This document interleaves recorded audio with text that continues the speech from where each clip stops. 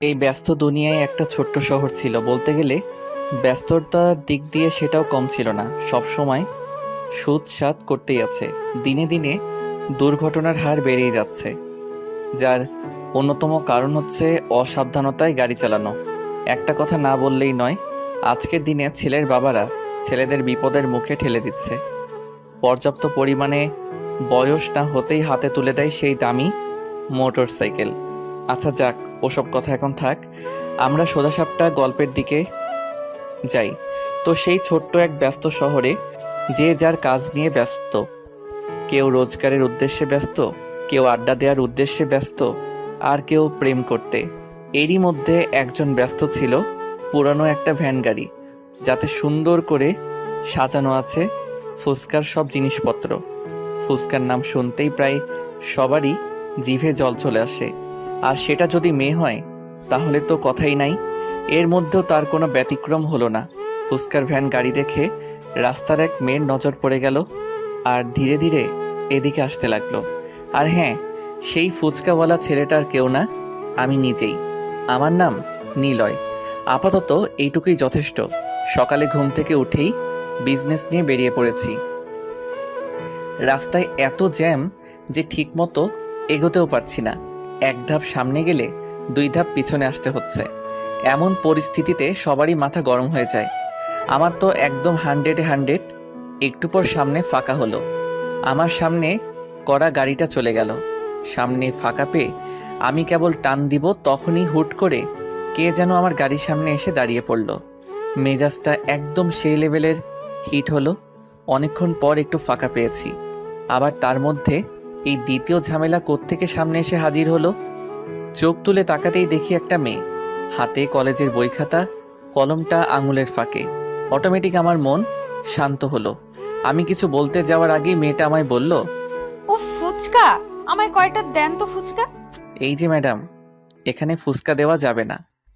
কেন দেওয়া যাবে না? হ্যাঁ, আপনি কি চোখে কম দেখেন? এই মাঝ রাস্তায় কি কেউ ফুচকা দেয়?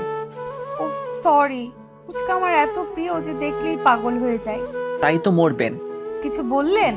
আসলে মেম সাহেব, ডাক্তারেরা বলেন যে জিনিস বেশি খেতে মনে চাই সেটাই নাকি শরীরের পক্ষে খারাপ।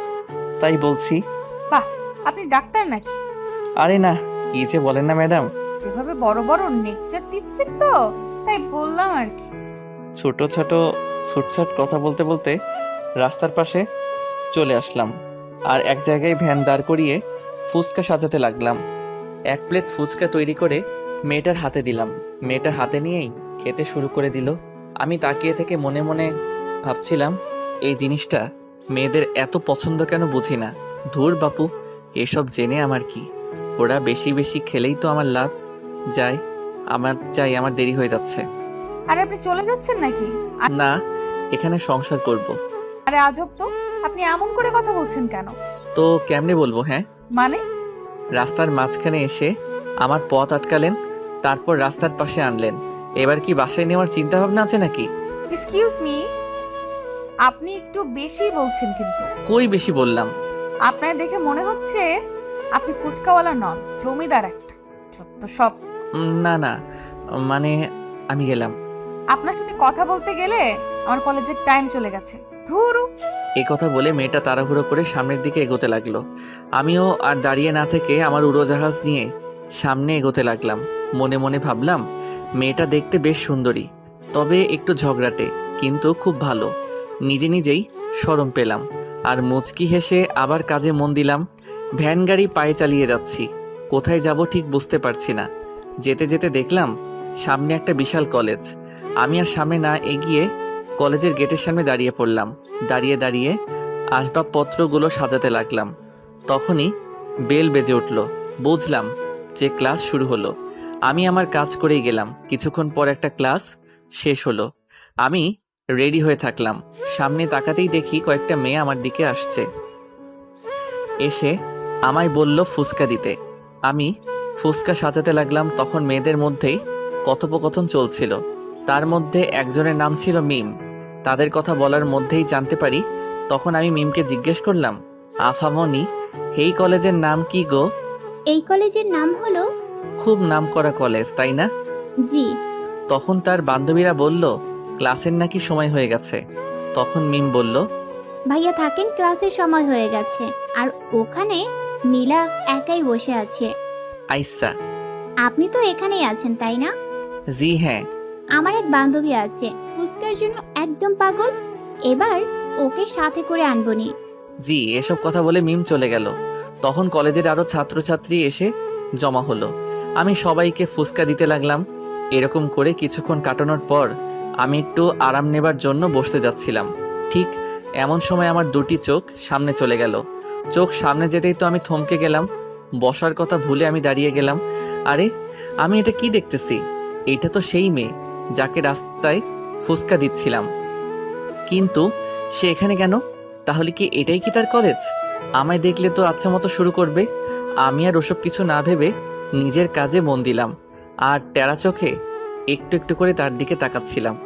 সত্যি বলতে আমি মনে মনে চাচ্ছিলাম মেয়েটা যেন এখানে আসে। হি হি হি। আর আমার মনের কথাটা সত্যি হলো।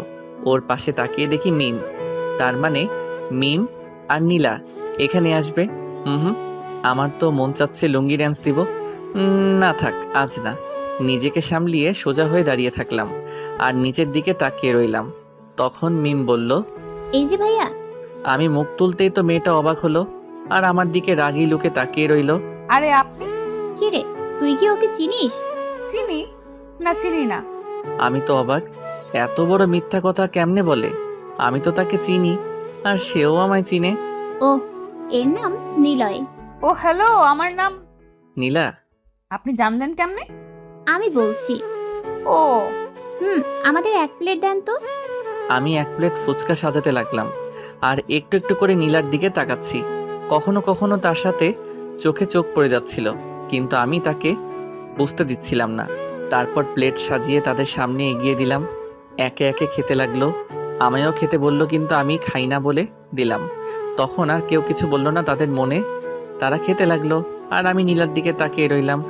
এভাবে সারাদিনটা নীলার কলেজে কাটিয়ে দিলাম। বিকাল হলেই খোঁজ নিয়ে আমার বিজনেস নিয়ে রওনা হয়ে যাই। বিকালে যেও নীলার সাথে দেখা হয়ে যায়, তখন কিছু তাকাতাকি করতেই সময় শেষ হয়ে যায়, যার ফলে আমি চলে আসি। পরের দিন আবার সেই একই কলেজ, মানে নীলার কলেজের দিকে রওনা হলাম। কলেজে যেই আমার কাজ শুরু হলো। আগে ঠিকমতো নীলাকে খুঁজে নিলাম, তারপর শুরু করলাম। মিম নীলাকে সাথে করে নিয়ে আরও কিছু তাদের বান্ধবীদের নিয়ে আমার কাছে ফুচকা খেতে আসতো আর আমি নীলাকে দেখতাম। মেয়েটাকে একদিনই আমার পছন্দ হয়ে গেছে। খুব সুন্দর লাগে। কেন লাগে তা জানি না, কিন্তু মনে হচ্ছে পৃথিবীতে সে একমাত্র মেয়ে। তো এভাবে কয়েকদিন কেটে গেল। আমি প্রতিদিন কলেজে আসতাম আর নীলাকে দেখতাম। ধীরে নীলাকে আরও ভালো লাগতে লাগে। নীলা বিষয়টা খেয়াল করতো, কিন্তু মুখে কিছু বলতে পারতো না, শুধু চোখ রাঙিয়ে ভয় দেখাতো। ভয় করার বদলে আমি আরও ক্রাশ খেতাম। পরের দিন চলে গেলাম কলেজে। প্রতিদিনের মতো আজকেও নীলা চলে আসলো আমার কাছে। সে সহ তার বান্ধবীদের ফুচকা দিলাম। ফুচকা খাওয়ার পরে, নীলা, এবার চল, আজ ম্যাথ ক্লাস করতে হবে। তোরা যা, আমি যাব না। কেন রে, তুই তো ম্যাথে ভালো। আমার কিছু কাজ আছে, যা তোরা। কেমন কাজ রে? বললাম তো যা। ওকে, এই তোরা চল। এই বলে মিম তার অন্য বান্ধবীদের নিয়ে ক্লাসে চলে গেল আর নীলা সেখানেই দাঁড়িয়ে রইল। ব্যাপারটা কি আমি ঠিক বুঝলাম না। আমি আমার কাজ করছিলাম, তখন নীলা বলল, এই তোর সমস্যাটা কি রে? হ্যাঁ, আমার আবার কিসের সমস্যা? তাহলে প্রতিদিন অমন ড্যাব ড্যাব করে তাকাস কেন? আরে, এইটুকুই বুঝো না? না, বুঝি না। একটা ছেলে একটা মেয়ের দিকে কেন তাকিয়ে থাকে? আরে জানি না। ধুর। এই তুই কি বলতে চাচ্ছিস? পরিষ্কার করে বল তো। বাংলায় বলবো নাকি ইংরেজিতে বলবো নাকি হিন্দিতে বলবো? তোর ইচ্ছে। मुझे ना तुमसे प्यार हो गया। হ্যাঁ। ও, তার মানে তুমিও রাজি? জিঙ্কু নাকুর বউ, বর বউ রাজি তো কেয়া কারেগা কাজী। এই, আমি কখন হ্যাঁ বললাম? এই তো এক্ষুনি।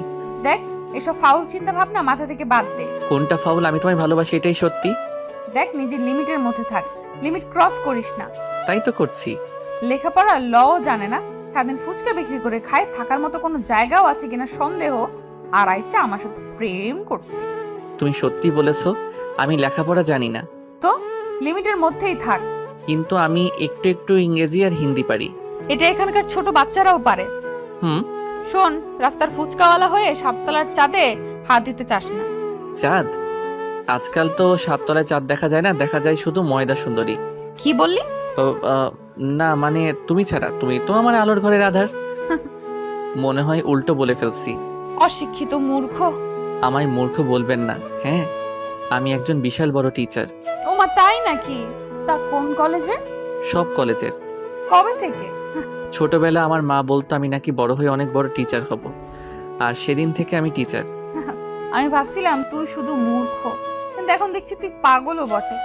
হ্যাঁ তো, লায়লার জন্য মজনু পাগল, আর তোমার জন্য আমি পাগল। যত তাড়াতাড়ি পারিস পাবনার টিকিট কাটিস, নয়তো। পাবনার টিকিটের কথা বলতে পারবো না, কিন্তু তোমার বাড়ির টিকিট 100% কনফার্ম। এবার কিন্তু বেশি হচ্ছে। এখনো কিছুই করি নাই। তোর সাথে কথা বলাই আমার ভুল। সেই ভুলের মাসুল করো আই লাভ ইউ বলে। তোকে আমি কিস করতে মন চাইলে করতে পারো। বাদর, অশিক্ষিত মূর্খ। নীলা রাগে হাত পা ছোড়াছড়ি করতে লাগলো। কিছু করতে না পেরে উল্টো পথে রওনা হলো। আমি একটু মুচকি হেসে আবার নিজের কাজে মন দিলাম। তারপর থেকে কলেজ চলাকালীন আর নীলার সাথে দেখা হলো না। দুপুর হতেই আমি ওখান থেকে চলে আসলাম আর আমার প্রথম কাজ শেষ করলাম। এরপর বিকেলে বের হলাম নতুন কাজে, নতুন সাজে, একদম আলাদা হয়ে। কালো কালারের ড্রেস আর মুখে একটা কালো কালারের মাস্ক। চলে আসলাম একটা স্টেশনে, আর একটা দোকান থেকে গাড়ি ভাড়া হিসাবে নিলাম আর বেরিয়ে পড়লাম। গাড়ি নিয়ে সোজা চলে আসলাম রেল লাইনে, আর আমার প্রধান অতিথির জন্য অপেক্ষা করতে লাগলাম। অতিথির নাম হলো শফিক চৌধুরী, এলাকার বিশিষ্ট বিজনেসম্যানের তালিকায় থাকা একজন। টাকা পয়সার কোনো অভাব নেই তার, কিন্তু তবুও সে ট্রেনে করে যাতায়াত করে। কেন করে জানি না। গাড়ির সাথে হেলান দিয়ে দাঁড়িয়ে আছে। তখনই দেখলাম সামনে শফিক চৌধুরী ট্রেন থেকে নামতেছে। আমি চোখ থেকে চশমাটা খুলেই দৌড় দিলাম। আরে আরে স্যার, আপনি এসে গেছেন? আসতে কোনো অসুবিধা হয়নি তো? সব ঠিক আছে তো? হ্যাঁ, তা তো ঠিক আছে, কিন্তু তোমায় ঠিক চিনলাম না। স্যার, আপনার সিটটা কি এসিতে ছিল নাকি সাধারণে? এসিতে, কিন্তু আমি বলেছিলাম। ট্রেনওয়ালার কপাল খুব ভালো যে আপনার সিট এসিতে দিয়েছে, নয়তো তাকে খুন করতাম। কিন্তু তুমি। আরে স্যার, দাঁড়িয়ে থাকবেন না, এতে আপনার কষ্ট হবে। চলেন আমার ছোট্ট গাড়িটাই বসুন। বসবো তো, কিন্তু তুমি আমায় কোথায় নিয়ে যাবে? আরে স্যার, আমার প্রতি এত অবিশ্বাস? আপনার ঠিক গন্তব্যেই নিয়ে যাব আমি আপনারই লোক। ও আচ্ছা, চলো তাড়াতাড়ি বাসায় যেতে হবে। জি স্যার, একবার আপনি শুধু বসে দেখেন, হাওয়ার বেগে পৌঁছে দিব। আচ্ছা আচ্ছা, চলো। শফিক চৌধুরী আমার গাড়িতে উঠে আরামে বসে পড়লো। আমি গাড়িতে উঠে শফিকের মাথার উপর ফ্যান চালু করে দিলাম, সাথে হালকা এসি। এই নিয়ে বেশ আরামদায়ক যাত্রা হচ্ছিল। বেচারা শফিক অনেক ক্লান্ত ছিল, তাই সিটে হেলান দিয়ে ঘুমিয়ে গেল। আমি আমার মতো গাড়ি চালিয়ে গেলাম। কিছুক্ষণের মধ্যে আমার গন্তব্যে পৌঁছে গেলাম, আর শফিককে তার আসল জায়গায় পৌঁছে দিলাম। এরপর আমি আমার বাসায় চলে আসলাম। গাড়িটা গ্যারেজে রেখে হোস্টেলে চলে আসলাম। রাতের খাওয়া দাওয়া শেষ করে ঘুমিয়ে গেলাম। সকালে উঠে ফ্রেশ হয়ে নাস্তা করে ফুচকার গাড়িটা নিয়ে আবার রওনা হলাম, কলেজের দিকে রওনা হলাম। কলেজে এসে আবার আগের জায়গায় এসে বসলাম আর নীলা আসার জন্য অপেক্ষা করতে লাগলাম। একটু পর এদিক ওদিক তাকিয়ে তাকিয়ে দেখছি নীলা আসতেছে কিনা, কিন্তু অনেকক্ষণ হলো নীলা আসে না। এমনকি তার পেতনি বান্ধবীরাও আসে না। কি করব বুঝতে পারছি না। তখন একটা ছেলে এসে ফুচকা চাইলো। আমি বিরক্তিকর মুড নিয়ে ফুচকা দিচ্ছিলাম। এমন সময় পিছনে তাকিয়ে দেখি নীলা আর তার সব বান্ধবীরা আসতেছে। আমার মনের মধ্যে তো লাড্ডু ফুটতে লাগলো। মুচকি এসে নিজের কাজে মন দিলাম। নীলা আমার দিকে তাকানো তো দূরের কথা, আমার কাছ দিয়েও আসলো না। আমি মনে মনে বললাম, যতই তুমি পালিয়ে পালিয়ে থাকো না কেন, একদিন আমার কাছে ঠিকই আসতে হবে। এরপর আমি আর কিছু বললাম না। নীলা সোজা ক্লাসে চলে গেল। আমি মন খারাপ করে নিচের দিকে তাকালাম। কিছুক্ষণ পর নীলা ক্লাস শেষ করে বেরিয়ে আসলো, আর তাকে দেখার সাথে সাথে তো আমার মন খুশি হয়ে গেল। কিন্তু নীলা আমার দিকে না এসে পাশ কাটিয়ে চলে যাচ্ছিল। তখন আমার মাথায় একটা বদ বুদ্ধি বেরিয়ে এলো। ব্যাস, ভাবতে দেরি করতে দেরি নট। আজকের টক কিন্তু সেই হইছে, তাই না? আমার সামনে কয়েকটা মেয়ে ফুচকা খাচ্ছিল। আমার কথা শুনে তারা মাথা তুলে মুখে হ্যাঁ জবাব দিল। ব্যাস, আমার কাজ হয়ে গেল। এবার মিমের কাজ। নীলা, না মিম, আজ ওদিকে যাবি না। শোন না, আজকে টক নাকি হেভি হয়েছে, চল না। মিম, এসব ওই বাদরটার চালাকি। তুই থাক, আমি গেলাম।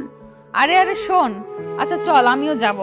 একটু একটু করে নীলা আর মিমের কথোপকথন শুনতে পাচ্ছিলাম, আর মুচকি মুচকি হাসছিলাম।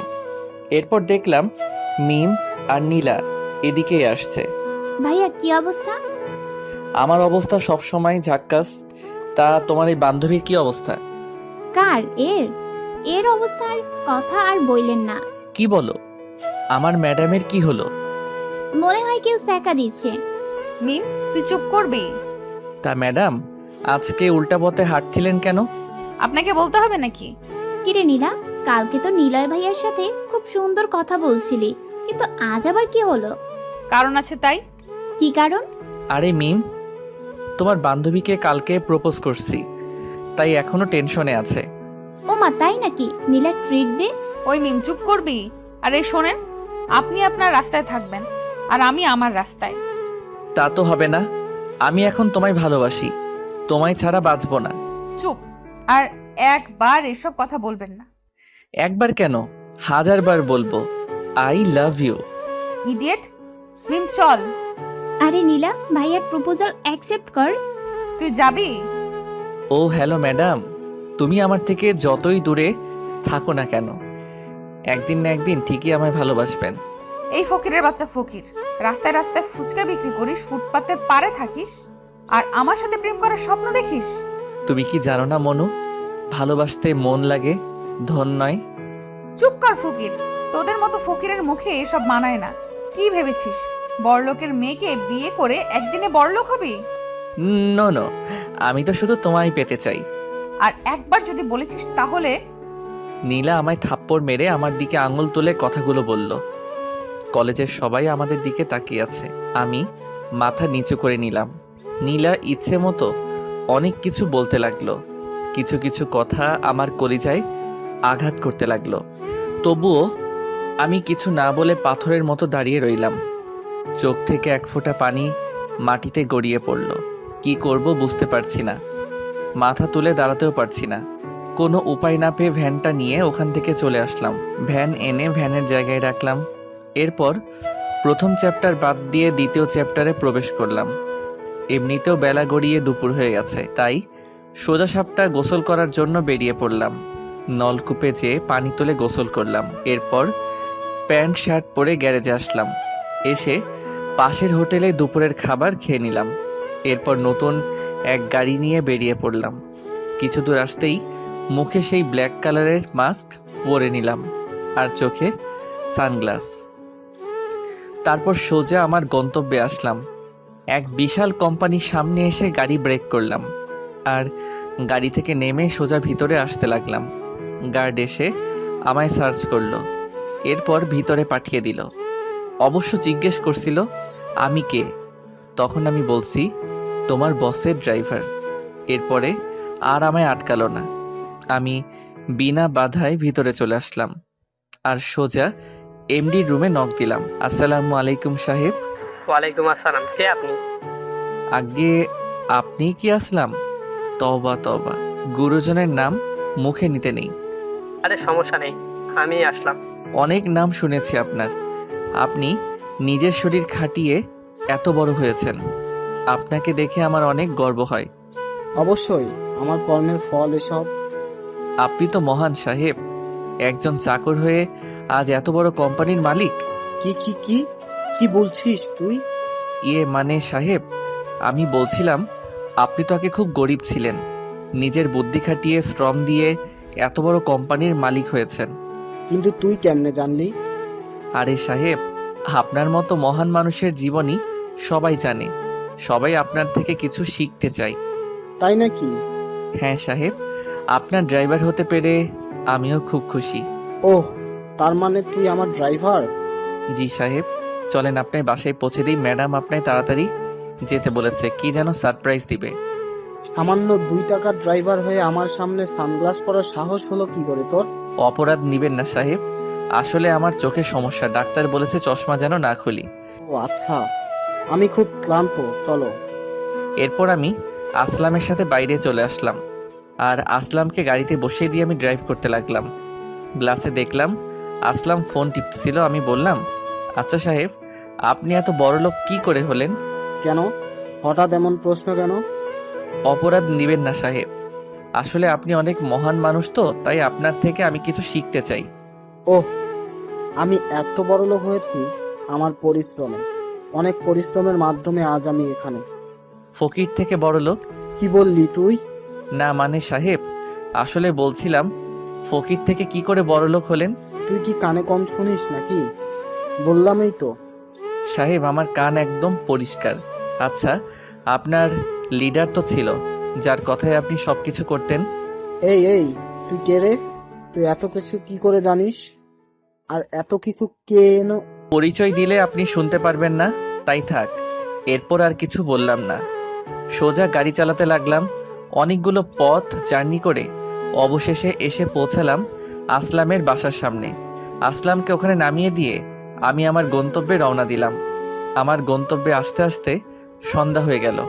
এরপর সন্ধ্যায় বস্তিতে চলে আসলাম। তার আগে গ্যারেজে গিয়ে গাড়ি জমা দিয়ে আসলাম। সঙ্গে হোস্টেল থেকে কিছু খাবার নিয়ে চলে আসলাম বস্তিতে। রাতের খাবার খেয়ে ঘুমিয়ে গেলাম। সকালের পাখির ডাকে চোখ থেকে ঘুম হারালো। কেন জানি মনটা খুব খারাপ লাগছে। পুরনো দিনের কথা খুব মনে পড়ছে। সকাল সকাল মনটা খারাপ হয়ে গেল। অনেক কষ্টে সব ভুলতে সক্ষম হলাম। তারপর ফ্রেশ হয়ে ফুচকার গাড়িটা নিয়ে বাজারের দিকে রওনা হলাম। বাজারে এসে হালকা নাস্তা করে নিলাম। এরই মধ্যে কলেজের টাইম হয়ে গেল, তাই আর দেরি না করে কলেজের দিকে রওনা দিলাম। কলেজে আসতেই দেখি এক সারিতে অনেকগুলো গাড়ি। মনে এক প্রকার প্রশ্ন জাগলো। ভ্যান থেকে নেমে আমিও যোগ দিলাম সবার সাথে। সামনে তাকিয়ে দেখি 5টা গাড়ি একসঙ্গে দরজা খুলল, আর সাথে সাথে অনেকগুলো মানুষ বেরিয়ে আসলো। দেখে মনে হচ্ছে এরা বডিগার্ড, কিন্তু কার বডিগার্ড? তখনই মাঝখানের গাড়িটা থেকে নীলা নেমে আসলো। আমি দেখে তেমন অবাক হলাম না, কারণ এটা হবার ছিল তা আমার আগে থেকেই জানা ছিল। তো কলেজের সবাই হা করে নীলার দিকে তাকিয়ে আছে, সাথে আমিও। নীলা কিছুটা বিরক্তিকর মোড নিয়ে গাড়ি থেকে নেমে হাঁটতে লাগলো। নীলাকে চলে যেতে দেখে মিমও তার সাথে চলে গেল। কিছুক্ষণের মধ্যে জায়গাটা ফাঁকা হয়ে গেল। আমিও আর দাঁড়িয়ে না থেকে আমার জায়গায় চলে গেলাম। একটু পর মিম আসলো, আর সাথে নীলাও ছিল, কিন্তু নীলার মনটা একটু খারাপ ছিল। আর আমি খেয়াল করলাম নীলার বডিগার্ডরা দূরে দাঁড়িয়ে এদিক সেদিক তাকিয়ে আছে, এদিকে তাকিয়ে আছে। আমায় দেখে নীলা খুশি হলো নাকি রেগে গেল ঠিক বুঝতে পারলাম না, কিন্তু চোখে রাগের ছায়া দেখতে পেলাম। হাই ভাইয়া। কিরে, তুই আজকেও আসছিস? কেন না আসার কি আছে? এটা আমার ব্যবসা, এই কাজ করেই আমার পেট চলে, এর জন্য আমার সব করতে হবে। এই তো লাইনে আসছিস। প্লিজ মেম সাহেব, আমার ফুচকার দোকান আনতে নিষেধ করবেন না, তাহলে আমায় না খেয়ে মরতে হবে। হুম। এই এই তুই হাসছিস কেন? কি ম্যাডাম, ভাবছিলেন এসব কথাই বলবো এসে, তাই না? আচ্ছা যান, আপনার ইচ্ছেটা পূরণ করলাম। ম্যাডাম, আমি খুব জেদি ছেলে, যা চাই তা আমার করেই ছাড়ি। তুই আবার কি চাইছিস? কেন জানেন না? না। ধুরু, আপনার মাথায় কি আছে বলুন তো? আমি আর কতবার বলবো আমি আপনাকে ভালোবাসি? ভূত এখনো নামে নাই। এ ভূত কোনোদিন নামবে না। কালকে তোকে কত করে অপমান করলাম পুরো কলেজের সামনে, তবু আজ এই একই কথা। মরার আগ পর্যন্ত এই একই কথা থাকবে। দেখেছিস আমার সাথে কতগুলো বডিগার্ড, আমি ওদের বললে না তোর হাত পা একটাও আসতে পাবি না। এইদিকে পাগল, সামান্য একটা ফুচকাওয়ালা হয়ে আমার পেছনে লাগিস। ভয় করি না। হ্যাঁ আমি গরিব, আমি ফুচকা বিক্রি করি, কিন্তু গরিব হলেও আমার মন অনেক বড়, আর সেখানে শুধু তোমায় বসানো আছে। বাহ, খুব সুন্দর তো ডায়লগ। কি করব বলো, অনেক খুঁজেও এর থেকে ভালো ডায়লগ পাই নাই। উফ, মেয়েকে চুপ করতে বল। ওকে চুপ। আর তোর সাথে কে কে থাকে? আমি আর তুমি? মানে? মানে তুমি তো সবসময় আমার মনের মধ্যেই থাকো, তাই খেতে বসলে তোমার কথা মনে পড়ে, ঘুমাতে গেলে তোমার কথা মনে পড়ে। পা এই চুপ, এইসব সিনেমার ডায়লগ বাদ দিয়ে সত্যি কথা বল। পৃথিবীতে আমার আপন বলতে কেউ নাই গো। আমি খুব এতিম, কান্না করলে দেখার কেউ নেই, অসুস্থ হলেও দেখার কেউ নাই। ইমোশনাল হয়ে গেছো? আরে আমি পিওর এতিম, আগেও কেউ নাই আর পিছনেও কেউ নাই, আমি একদম স্বাধীন। হিহি। তুই কি পাগল? আমার তো সত্যি মনে হচ্ছে তুই পাগল। হ্যাঁ তো তোমার জন্য পাগল। দেখ, আবারও বলছি এসব পাগলামি করিস না। আমার বাবা এসব জানতে পারলে তোকে মেরে টুকরো টুকরো করবে। তোমার জন্য আমি মরতেও পারি। উফ, তুই জানিস আমার সাথে কতগুলো বডিগার্ড আছে, ওদেরকেই তো পেরিয়ে আসতে পারবি না। আরে এরা তো আমার কিচ্ছু করতে পারবে না। এতই যখন শখ, তাহলে আর একটা ক্লাস পরে সবার সামনে আমায় ফুল দিয়ে দেখা। এটা আবার কোনো ব্যাপার হলো নাকি? তখন দেখলাম নীলার বডিগার্ডের একটা ছেলেকে আচ্ছা মতো পিটানি দিচ্ছে, কিন্তু কেউ কিছু বলছে না। এমনকি কলেজের স্যারেরাও দাঁড়িয়ে থেকে দেখছে। ওরা যাকে মারছে সে কাল বিকেলে আমায় প্রপোজ করেছিল। কালকে ওরা আসার আগেই ছেলেটা চলে আসে, তাই আজ ও এর পরেও কি আমায় ভালোবাসবে? আবার জিগায়। ম্যাডাম, একটা কথা মনে রাখবেন, ভালোবাসাটা যদি মন থেকে হয় না, তাহলে পৃথিবীর কোনো শক্তি সেটাকে ভাঙতে পারে না। তাই হুম, কি বলছি মনে থাকে জানো? চল মিম, তোমার জন্য জীবনও দিতে পারি, মার খাওয়া তো দূরের কথা। ডায়লগ কম মার। হি হি। চল মিম। এ কথা বলে মিম আর নীলা চলে গেল। আমি ওদের যাওয়ার দিকে তাকিয়ে রইলাম। এদিকে মিম আর নীলা ক্লাসরুমের দিকে আসতে আসতে হঠাৎ মিম বলল, নীলা, এটা কি করলি? কই কি করলাম? ছেলেটা তোকে এত ভালোবাসে আর ওকে বিপদে ফেললি? আমার বাবাকে তো চিনিস, ঘাট থেকে মাথা আলাদা করে দিবে। তার থেকে বরং বডিগার্ডের হাতে মার খেয়ে যদি ওর পাগলামিটা ছোটে। তুই কি ভেবেছিস ওরা নিলয়কে কি বাঁচিয়ে রাখবে? মেরে ফেলবে। জানি, কারণ আমার পেছনে যতই ছেলে এসেছে তারা সবাই মরছে, এটাও মরবেই। তুই মানুষ নাকি অন্য কিছু? কেন? ছেলেটা তোকে পাগলের মতো ভালোবাসে আর তুই তাকে মৃত্যুর মুখে ঠেলে দিচ্ছিস। ওকে অনেক বুঝিয়েছি, না বুঝলে আমি কি করব? আর তোর কেন এত দরদ হচ্ছে? আমি মানুষ বলে মানুষের জন্য দরদ হচ্ছে। ও চল ক্লাসে। মিম আর নীলা ক্লাসে চলে গেল। আমি ভ্যান নিয়ে বাইরে চলে আসলাম আর গোলাপের দোকানে গেলাম। তারপর নীলা আসার অপেক্ষায় থাকলাম। কিছুক্ষণ পর নীলা ক্লাস শেষ করে বেরিয়ে আসলো, আর বেরিয়ে আমায় দেখতে না পেয়ে আশেপাশে তাকাতে লাগলো। ঠিক এমন সময় আমি গোলাপের দোকান নিয়ে কলেজের ভিতরে প্রবেশ করলাম আর সোজা নীলার সামনে এসে থামলাম। নীলা সহ মিম আমায় এভাবে দেখে তো অবাক। মাথায় লাল গামছা বাঁধা, মুখে মাস্ক আর ফুসকার বদলে গোলাপ ফুলের দোকান। হাই ম্যাডাম, তুমি গোলাপ আনতে বলেছো আর আমি পুরো দোকানটাই তুলে আনছি। নীলা তো জমে পাথর, কোনো কথা না বলে ওর বডিগার্ডদের দিকে তাকিয়ে আছে। আমি এবার ভ্যান থেকে নেমে সুন্দর একটা গোলাপ তুলে নীলার সামনে ধরলাম। নেন, আই লাভ ইউ। নীলা একবার আমার দিকে তাকাচ্ছে আর একবার ওর বডিগার্ডদের দিকে তাকাচ্ছে। ইতিমধ্যে নীলার বডিগার্ডরা এসে হাজির। তখন নীলার বডিগার্ডরা আমার কাঁধে হাত দিল আর বলল, এই তুই কেটে আর আমাদের ম্যাডামকে গোলাপ দেওয়ার সাহস কি করে হলো? এখানে সাহসের কি হলো? এটাই তো আমার চাকরি। মানে খুব সোজা। আমি অনলাইনের মাধ্যমে ফুলের ব্যবসা করি। অনলাইনে অর্ডার করলে আমি ডেলিভারি করে দেই। আর এই ম্যাডাম একটা গোলাপ। ম্যাডাম, আপনি কি সত্যি অর্ডার করেছিলেন নাকি চালাকি? চালাকি হলে কিন্তু একে সোজা উপরে পাঠিয়ে দিব। এমন করে ভয় দেখাচ্ছেন কেন? আমি হার্টের রোগী। এই তুই চুপ কর। হ্যাঁ, আমি অর্ডার করেছিলাম। বাসায় যেতে বললে বাবা অনেক প্রশ্ন করত, তাই এখানে আসতে বলেছি। এবার তো হলো। হয়েছে, এবার এখান থেকে ফুট। আপনারও লাগবে নাকি স্যার? খুব ভালো ফুল। বিবাহিত জীবনে অসুখী হলে এটা নিবেন, একদম কাজ করবে। তোকে যেতে বলছি। যাচ্ছি, কিন্তু আর আসবো না, বাইরে অপেক্ষা করব। এই বলে আমি আবার ভ্যানে উঠে কলেজের বাইরে চলে আসলাম আর নীলা ক্যান্টিনের দিকে গেল। আমি রাস্তার পাশে বসে থেকে ভাবছি নীলা আসবে কিনা, কিন্তু সঠিক উত্তর খুঁজে পাচ্ছি না। ঠিক এমন সময় দেখলাম কলেজের পিছনের গেট দিয়ে নীলা আর মিম আসছে। আমি দেখেও না দেখার ভান করে থাকলাম। তখন নীলা এসে বলল, একটুর জন্য তো উপরে চলে যাইতিস, আমি না বাঁচালে। এত বড় রিস্ক নিয়ে গোলাপ দিলাম আর আমায় বাঁচাতে কে বলছিল? ইচ্ছে হয়েছে তাই। তার মানে সামথিং। এই শোন, এইটুকুতেই ভাবিস না যে আমার যোগ্য হতে পারবি। এটা তো যে কেউ করতে পারে। তোমার কথা মতো আমি তোমায় ফুল দিয়েছি, এবার আমায় আই লাভ ইউ বলো। কেবল তো শুরু, এটা করতে তো সবাই পারবে। তাহলে বলো আর কি কি করতে হবে? আমি তোমার জন্য সব করতে রাজি। ওমা, তাই নাকি? বলেই দেখো। কালকে কলেজে আসার সময় গাড়ি থামিয়ে আমায় প্রপোজ করতে হবে। এটা আবার তেমন কি কাজ? ভাবিস না যে এটাও আজকের মতো করবি, কারণ আমার বাবা কাল থেকে আমার সিকিউরিটি আরো টাইট করবে। তোমার বাবা যতই না করুক না কেন আমায় আটকাতে পারবে না। কালকেই দেখা যাবে। যদি পারি তাহলে কি ভালোবাসবে না? তোর মুখে কি আর কোনো কথা নাই? গো সোনা, যদি কালকে এইসব বডিগার্ডের মধ্যে দিয়েও সকাল 9টায় আমার সামনে আসতে পারিস আর আমার সাথে কথা বলতে পারিস, তাহলে কি? তাহলে ভেবে দেখবো। এই তোমরা মেয়েরা এই ভাবাভাবি ছাড়া কি কিছু বোঝো না নাকি? সিনেমার মতো বলে দিল ভেবে দেখবে। আগে তো এসে দেখা, তোমায় ভালোবাসি, বাসছি জীবন দিয়ে। আর যদি তোমায় না পাই তাহলে জীবন রেখে কি লাভ? ফালতু কথা ছাড়, মিম চল। হুম। এ কথা বলে নীলা আর মিম হাঁটতে লাগলো। তখন আমি পিছন থেকে ডাক দিলাম। নীলা ঘুরে তাকাতেই, নীলা, কি? I love you. Idiot. Toot toot টুট। তারপর নীলা চোখে মুখে রাগ দেখে চলে গেল। আমি কিছুক্ষণ নীলার দিকে তাকিয়ে থাকলাম। এরপর আমিও আর ওখানে থাকলাম না, ভ্যান গাড়ি নিয়ে সোজা হোস্টেলের দিকে রওনা হলাম। এসে ভ্যান গাড়িটা গ্যারেজে রাখলাম, তারপর গোসল করে নিলাম। এরই মধ্যে দুপুর হয়ে গেল। চারদিকে মসজিদের মাইকে আজান দিতে লাগলো।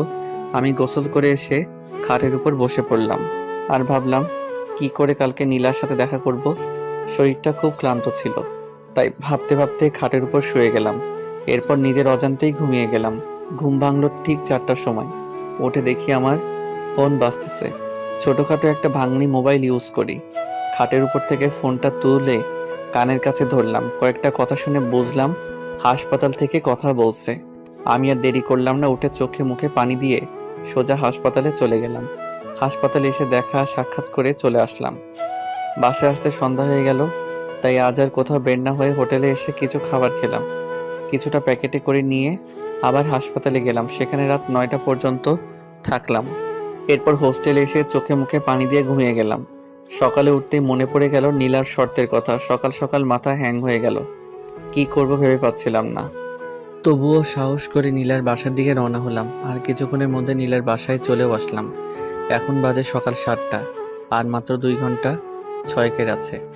নীলার বাড়িটা সেই হিয়া বড়, চারদিকে গার্ড, একটা পিঁপড়া ঢোকার মতো ক্ষমতা নেই সেখানে। আমি তো শেষ। আমি আমার কাজে লেগে গেলাম। কাজটা করতে পারবো কিনা জানি না, তবে সাহস বুকে রাখতেই হবে, নয়তো প্রেম করার আগে দেবদাস হয়ে ঘুরতে হবে। যতগুলো গার্ড, তাতে মনে হচ্ছে ভিতরে যাওয়া আমার পক্ষে সম্ভব না। কোনো রকম চালাকি করলেই সোজা উপরে পাঠিয়ে দিবে, একদম বিনা টিকিটে। এদিকে নীলা দেওয়ার সময়ও কাছিয়ে যাচ্ছে, কি করব ভেবে পাচ্ছি না। নীলা যাবার সময় গাড়ি থামালে তো পুরো প্ল্যান শেষ, কারণ আমি তো শেষ। কিছু একটা তো করতে হবে, কিন্তু কি করব? ওদিকে নীলা ঘোর চিন্তায় মগ্ন। নীলয় কি সত্যি পারবে নাকি ভয় পেয়ে পালাবে? দুজনের মনে দুটো প্রশ্ন। এরই মধ্যে নীলার কলেজে যাবার সময় হয়ে গেল। 9টা বাজতে আর 10 মিনিট সময় আছে। নীলা কলেজে যাবার জন্য তৈরি হয়ে নিল আর গাড়িতে এসে বসলো। তার গার্ডরা এসে তাদের গাড়িতে বসলো। আর নিয়ম মতো নীলার সামনে 2টো গাড়ি আর পিছনে 2টো গাড়ি। এরপর রওনা হলো।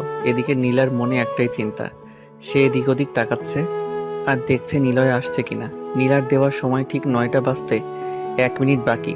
গাড়ি তার গতিতে চলছে, টিকটিক করে 1 মিনিট পুরা হয়ে গেল আর 9টা বেজে গেল। 9টা বাজার সঙ্গে সঙ্গে গাড়ি থেমে গেল। গাড়ি থামা দেখে নীলা সামনে তাকালো, কিন্তু সামনে কেউ নেই। কিন্তু গাড়ি থামলো কেন? আই লাভ ইউ ম্যাডাম, আমার কথা শুনে তো নীলা চমকে গেল। আশেপাশে তাকিয়েও আমায় পেল না। আরে ম্যাডাম, তোমার পাশে, একদম পাশে। নীলা তাকিয়ে দেখে আমি ড্রাইভারের জায়গায় বসে আছি আর মাথার টুপিটা খুলে হাতে, মুখে কালো মাস্ক, সেটাও খুললাম। আরে তুই চমকে গেছেন তো? তুই এখানে কেন? ও মা, কালকের শর্তের কথা কি মনে নাই তোমার? কিন্তু তুই এখানে কেমনে? আর ড্রাইভার কবে হলি? সব বলবো। গাড়িটা স্টার্ট দিয়ে আমি গাড়ি স্টার্ট দিয়ে সামনে যেতে লাগলাম আর নীলাকে বললাম, বলেছিলাম না তোমার জন্য আমি সব করতে পারি? বাজে কথা বাদ দে। আর বলবো কেমনে করলি তুই এটা? আগে ওটা বলো। কোনটা? আমি যেটা বলছি ওটা। তোকে যা বলতে বলছি তার উত্তর দে। ওকে, কালকে রাতে আমি হাসপাতালে ছিলাম আর তখন এক লোক সেখানে গেল। আমি দাঁড়িয়েছিলাম, দেখলাম সেই লোকটা খুব কান্নাকাটি করছিল। তখন আমি ওর পিছনে পিছনে গেলাম আর দেখলাম একটা ছোট্ট মেয়ের পাশে বসে কাঁদছিল। আমি যে জিজ্ঞেস করি কেন কান্না করছে। তারপর সে বলল তার মেয়ের নাকি ব্লাড ক্যান্সার, অনেক রক্ত লাগবে। সে যেখানে চাকরি করে সেখান থেকে টাকা চেয়েও নাকি তাকে দেয় নাই। এখন রক্ত না হলে তার মেয়েটা মারা যাবে। তারপর আমি জিজ্ঞেস করলাম সে কোথায় চাকরি করে। তখন উত্তর দিল সে তোমার ড্রাইভার, আর তোমার বাবা নাকি তাকে টাকা দিতে চায়নি।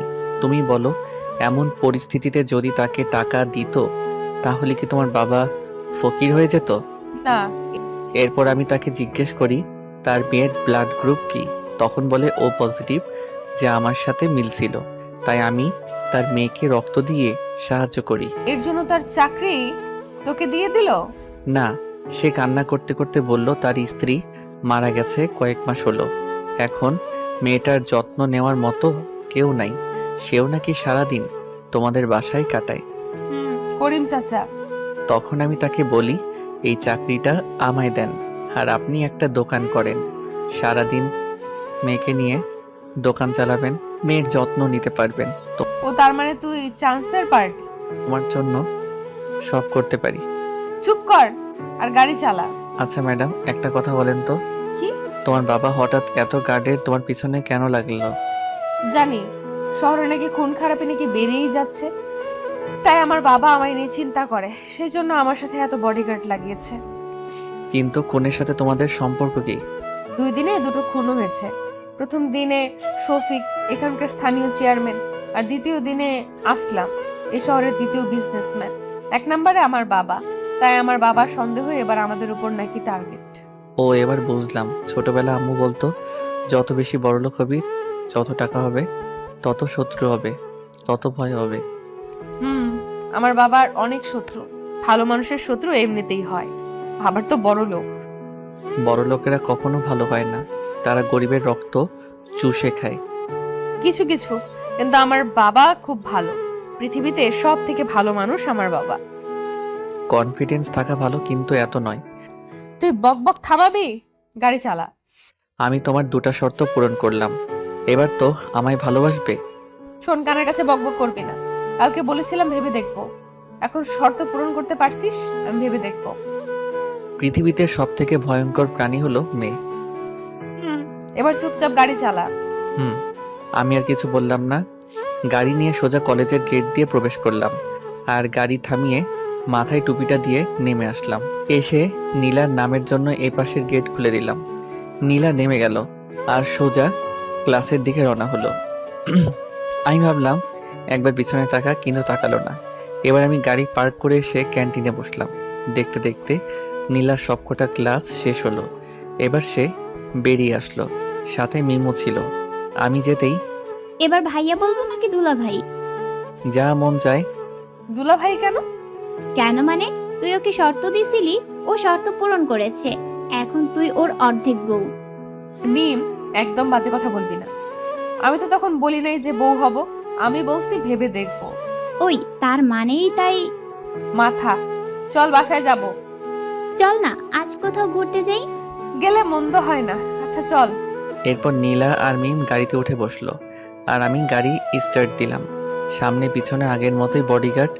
নীলা, তোর কি বিরক্ত লাগে না কেন? এভাবে বন্দি হয়ে চলাফেরা করতে? সামনে বডিগার্ড, আবার পিছনেও। জীবনের জ্বালা, কিন্তু কি করব বল, বাবার আদেশ। এখন তো ঘুরতে যাচ্ছি, অন্তত এখন তো একা থাকার অধিকার রাখি। এই ড্রাইভার, গাড়ি থামাও। আমি গাড়ি থামালাম। তখন নীলা গাড়ি থেকে নেমে সামনে গাড়িতে এসে কি যেন বলল, তারপর আবার এসে গাড়িতে বসলো। এবার সামনে থেকে 2 গাড়ি ঘুরে চলে গেল। আয়নাতে দেখলাম পিছনের গাড়িও চলে গেল। চল। নীলা, তুই নিলয়কে ড্রাইভার কেন বললি? ড্রাইভারকে ড্রাইভার বলবো না তো কি বলবো? নীলা, ও তোকে ভালোবাসে বলে ড্রাইভার হয়েছে, তোকে ভালোবাসার পরীক্ষা দিতে ড্রাইভার হয়েছে। মিম, এইসব ভালোবাসাটা আমার পছন্দ না, প্লিজ চুপ কর। ওকে। এরপর মিম চুপ হয়ে গেল। আমিও আর কথা বললাম না, মন দিয়ে গাড়ি চালাতে লাগলাম। কিছু দূর আসার পর, কোথায় যাবেন? তুই যেতে থাক, আমি বলে দেব। ওকে।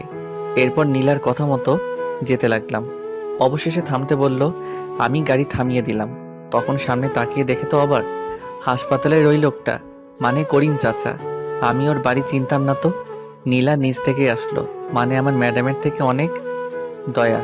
গাড়ি থামাতে নীলা আর মিম নেমে গেল, সাথে আমিও নামলাম। তখন নীলা সোজা করিম চাচার কাছে গেল। বাড়ির পাশে একটা সুন্দর দোকান। করিম চাচা, কেমন আছো? আল্লাহ যা রাখছে মা। তোমার মেয়ে কেমন আছে? ভালোই, ঘরে শুয়ে আছে। কালকে রক্ত দিয়ে আজকেই বাসায় আনছেন কেন? হয়তো ভালো হয়ে যাচ্ছে তাই। তুই চুপ কর। আচ্ছা মা, চলো ঘরে। ম্যাডাম, কি? সাহেব কল দিছে, তাড়াতাড়ি বাসায় যেতে হবে। উফ, আমার বাবাকে নিয়ে আর পারি না।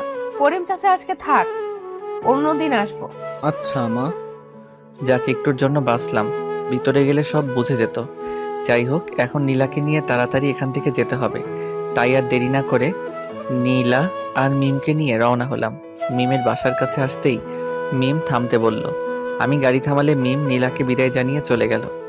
এরপর নীলাকে নিয়ে আমি আবার রওনা হলাম। কিছুক্ষণের মধ্যে নীলার বাসায় এসে হাজির হলাম। নীলা গাড়ি থেকে নেমে ভিতরে চলে গেল, আর আমি গাড়িটা পার্ক করে বসে রইলাম। কিছুক্ষণ বসে থাকার পর দেখলাম নীলা আবার বাইরে আসলো আর বলল, নীলা শোনো, হ্যাঁ ম্যাডাম। বাবা তোমায় ডাকছে। ও, যাচ্ছি। হ্যাঁ, আর ভুল করেও বলবা না যে আগে আমাদের দেখা হয়েছে আর আমার জন্য এখানে আসছো, তাহলে কিন্তু তোমার জীবন নিয়ে টানাটানি হবে। হলে হোক, যার জন্য এত কিছু করছি সেই তো বুঝে না, তাহলে জীবন রেখে কি লাভ? শোন, তোর যা ইচ্ছে বল, আমার সাবধান করার ছিল করে দিছি, এখন তুই মর বাঁচ তোর ইচ্ছে, যত সব। এক নিঃশ্বাসে নীলা কথাগুলো বলে ভিতরে চলে গেল, আর আমিও পিছনে পিছনে ভিতরে গেলাম। তখন নীলার বাবা আমায় ডাকলো। ভিতরে এসে দেখি বাড়িটা সেই বাইরে থেকে যতটা সুন্দর লাগছে ভিতর থেকে দ্বিগুণ সুন্দর। আমি এদিক ওদিক তাকাচ্ছি আর যাচ্ছি। সামনে নীলার বাবা দাঁড়িয়ে আছে, মানে এই শহরের বিশিষ্ট বিজনেসম্যান মামুন চৌধুরী দাঁড়িয়ে আছে। আমি সামনে যে সালাম দিলাম, আমার সালামের জবাব দিল আর আমায় বসতে বলল। আমি না বসে দাঁড়িয়েই থাকলাম। তখন মামুন চৌধুরী আর কিছু না বলে সে বসে গেল। কে তুমি? আসলে সাহেব, আমি হচ্ছি করিমের ছেলে। করিমের ছেলে? জি সাহেব। কিন্তু আমার জানা মতে তো করিমের কোনো ছেলেই নাই। আসলে আমি ওনার ভাইয়ের ছেলে, চাচার তো ছেলে নাই, তাই আমায়। ও, তোমার ছেলে মানে? জি। কিন্তু আমরা তো এভাবে চাকরি দেই না, পরীক্ষা নেই, চেক আপ করি ভালো মন্দ জেনে তারপর চাকরিতে দেই। আসলে আমার চাচু। হ্যাঁ, তোমার চাচু আমার এখানে অনেক বছর ধরেই কাজ করেছে, তার বিশ্বাসে দিতে পারি। নিজের মৃত্যু ঘরে ডাকলি না কি বলছো? সাহেব, অনেক অনেক শুক্রিয়া। দেখো, আমার শত্রু অনেক, তাই তোমায় সাবধানের সাথে কাজ করতে হবে। ওকে সাহেব, আপনি কোনো চিন্তা করবেন না। হুম। নীলার বাবা তথা মামুন চৌধুরীর সাথে কিছুক্ষণ কথা বললাম। এরপর দুপুর পেরিয়ে বিকেল হয়ে আসলো। নীলার কথায় খাওয়া দাওয়া ওখানেই করলাম। এরপর বের হলাম নীলাকে নিয়ে। ও নাকি ঘুরতে যাবে, তাই আমি ওকে নিয়ে রওনা হই। আর নীলাকে আর তার বান্ধবীদেরকে পার্কে নামিয়ে দিয়ে বললাম, ম্যাডাম, আপনাদের ঘোরা হয়ে গেলে আমায় ফোন করবেন। এই শোন, আমার বাবা মা আমার একটা সুন্দর নাম রাখছে, আর তাতেই সবাই ডাকে, তুইও ডাকবি। আচ্ছা। হাসছিস কেন? পরে আপনাকে একা বলবো নি। না, সবার সামনে বল। আজকে নাম ধরে ডাকতে বলছেন, কালকে কাছে আসতে বলবে, তারপর বিয়ে করতে বলবেন। তুই সব সময় একটু বেশিই বুঝিস, যা সর। ওকে। আমি আর কিছু না বলে মুচকি হাসি দিয়ে চলে আসলাম। কিছু দূর আসার পর আবার নীলার দিকে ঘুরে তাকালাম। প্রতিদিনের মতো আজ হলো না। নীলা আমায় কিছু বলা বাদ দিয়ে সেও তাকিয়ে আছে। ভাবলাম মামলা সেট, তাই গাড়িতে উঠে চলে গেলাম। আর আমার চলে যাওয়ার পর নীলা আর তার বান্ধবীরাও পার্কের দিকে চলে গেল। আমি সোজা চলে আসলাম কফি শপে, আর সেখানে কিছু সময় কাটালাম। তারপর সন্ধ্যা হওয়ার আগ দিয়ে আমার কাজ শেষ করে আবার পার্কের দিকে চলে আসলাম। এসে গাড়ি পার্ক করে পার্কের দিকে রওনা হলাম। পার্কে আসতে দেখি অনেক ছেলেমেয়ের আনাগোনা, সবাই প্রেম করে নিয়ে ব্যস্ত। এটা দেখে আমার মাথায় একটা দুষ্টুমি বুদ্ধি চলে আসলো। ব্যাস, যেই ভাবা সেই কাজ। সোজা চলে গেলাম নীলার কাছে, আর পিছন থেকে নীলার হাত ধরে টান দিলাম। নীলা হঠাৎ চমকে গেল আর নিজেকে সামলাতে না পেরে আমার কাজ সহজ করে দিল। নীলার এক হাত ধরে তাকে গড়িয়ে হাত ধরে আমি তার সামনে বসে গেলাম, একদম সিনেমা স্টাইলে। নীলা তো জমে পাথর। আমার এমন কাজ দেখে নীলা সহ তার বান্ধবীরাও অবাক হয়ে গেল। আমি মুচকি হাসলাম। হঠাৎই নীলা ঠাস করে আমার গালে তার নরম হাতটা ফেলে দিল। আমি কি সুন্দর রোমান্টিক মুড নিয়েছিলাম, কিন্তু থাপ্পড় খাওয়ার পর একদম ভিজে বিড়াল হয়ে গেলাম। আবার সুনামি ঘটার আগে ওখান থেকে কেটে পড়লাম আর সোজা এসে গাড়িতে বসলাম। আর ভাবতে লাগলাম কাজটা মনে হয় খারাপ হয়ে গেল। নীলা আর তার বান্ধবীরাও গাড়িতে এসে বসলো। এবার আমি গাড়ি স্টার্ট দিলাম আর বাসার দিকে যেতে লাগলাম। তখনই নীলা ভেজা কণ্ঠে বলল, প্রাইভেটে যেতে হবে। নীলার কথা শুনে একটু অবাক হলাম। আজকে তো প্রাইভেট ছুটি, আর তাই তো সে পার্কে ঘুরতে আসছিল। আবার কেন প্রাইভেটে? আমি সাহস করে আর কিছু জিজ্ঞেস করলাম না, সোজা তাকে প্রাইভেটে নিয়ে আসলাম। সঙ্গে মিমেরাও ছিল। আমি গাড়ি থামাতে নীলা আর মিমেরা নেমে ভিতরে চলে গেল। আমি বাইরে দাঁড়িয়ে রইলাম। তখন মিম ভিতরে না গিয়ে আমার কাছে আসলো। খুব কষ্ট পাইছো তাই না ভাইয়া? আরে কিসের কষ্ট, বাদ দাও তো। নীলা আসলে এমনই, এসব ভালোবাসাও পছন্দ করে না। এখন তো আমার সন্দেহ হয় ওর মন বলে কিছু আছে নাকি নাই। আরে এমন সন্দেহ কেন? মন প্রাণ সবারই আছে। আমার মনে হয় নাই। তা না হলে যেই ছেলেটা তাকে ভালোবাসে বলে তার দেওয়া শর্তগুলো জীবনের ঝুঁকি নিয়ে পালন করলো, তার জন্য ঘর বাড়ি ছেড়ে তার ড্রাইভার হয়ে গেল তাকে এক নজর দেখার জন্য, কিন্তু সে কি করলো? ওই একই অপমান। ওর মধ্যে যদি মন থাকতো না, তাহলে নিশ্চয়ই ওর মনে তোমার জন্য একটু হলেও মায়া হতো। এমনটা নয়, হয়তো ওর আমায় পছন্দ হয় নাই। তোমার মতো ভালো ছেলে যদি ওর পছন্দ না হয়, তাহলে ওর কপাল খারাপ। ওসব বাদ দাও, এটা বলো তোমরা এখানে কেন আসলে? আমাদের প্রাইভেট স্যার খুব অসুস্থ। ও, আমি হঠাৎ সামনে তাকাতেই দেখি নীলা দাঁড়িয়ে আছে। আমার তো চোখ কপাল উঠে গেল, হয়তো সব শুনে নিছে। মিম, হ্যাঁ বল। স্যার তোকে ডাকছে। আসছি নিলয় ভাইয়া। হুম। মিম চলে গেল আর নীলা আস্তে আস্তে আমার দিকে আসতে লাগলো। আমি দাঁড়িয়ে না থেকে গাড়ির দরজা খুলে দিতে যাব, তখন নীলা বলল, নিলয়? হ্যাঁ বলেন ম্যাডাম। আবার madam? Sorry Neela. I am sorry. ও, দেখো, আমি ইচ্ছে করে তখন তোমায় মারিনি। আমি খুব ঘাবড়ে গিয়েছিলাম। প্লিজ রাগ করে থেকো না। আসলে ওটা করা আমারও ঠিক হয় নাই। প্লিজ রাগ করো না। তোমায় মারার পর থেকে আমারও কেমন যেন হচ্ছে, খুব খারাপ লাগছে। ও নিলয়, কি? I love you. এবার তো ক্ষমা করো। বললাম তো এমনিতেই মাফ করছি, তারপরও কেন ওই মিথ্যে কথাটা বললেন? আমি মিথ্যা বলি না, আমি সত্যি বলছি। হইছে, এবার গাড়িতে বসেন। উফ শালা, তোর আজ আমি পাথরের মতো দাঁড়িয়ে শ্রোতার মতো নীলার কথাগুলো শুনছিলাম। এমন সময় পিছন থেকে কে যেন এসে আমাদের দুজনকেই অবাক করে দিল। নীলা এসব কথা বলছিল আর আমি দাঁড়িয়ে দাঁড়িয়ে শুনছিলাম। তখন পিছন থেকে মিম এসে নীলাকে আচ্ছা মতো বকতে লাগলো। কুত্তি রাক্ষসী, আমি তোর বান্ধবী হই, তাও আমায় এসব কথা বলিস নাই। আমি নিলয় থেকে দূরে থাকতে চেয়েছি, তাই কাউকে বলি নাই। আমাকে তো বলতে পারতি। আমি কখনো ভাবতেও পারিনি যে আমি নিলয়কে এতটা ভালোবেসে ফেলবো। তুই তো জানিস আমার জীবনে যায় আসে প্রথম দিনেই তাকে দুনিয়া ছাড়তে হয়। আমি ভাবছিলাম নিলয় তাদের মধ্যে একজন হবে, এই জন্য আমি ওকে বাঁচাবো বলে ঘৃণা করার অভিনয় করতাম। তোমার জীবনে যারা আসে তাদের কি হয়?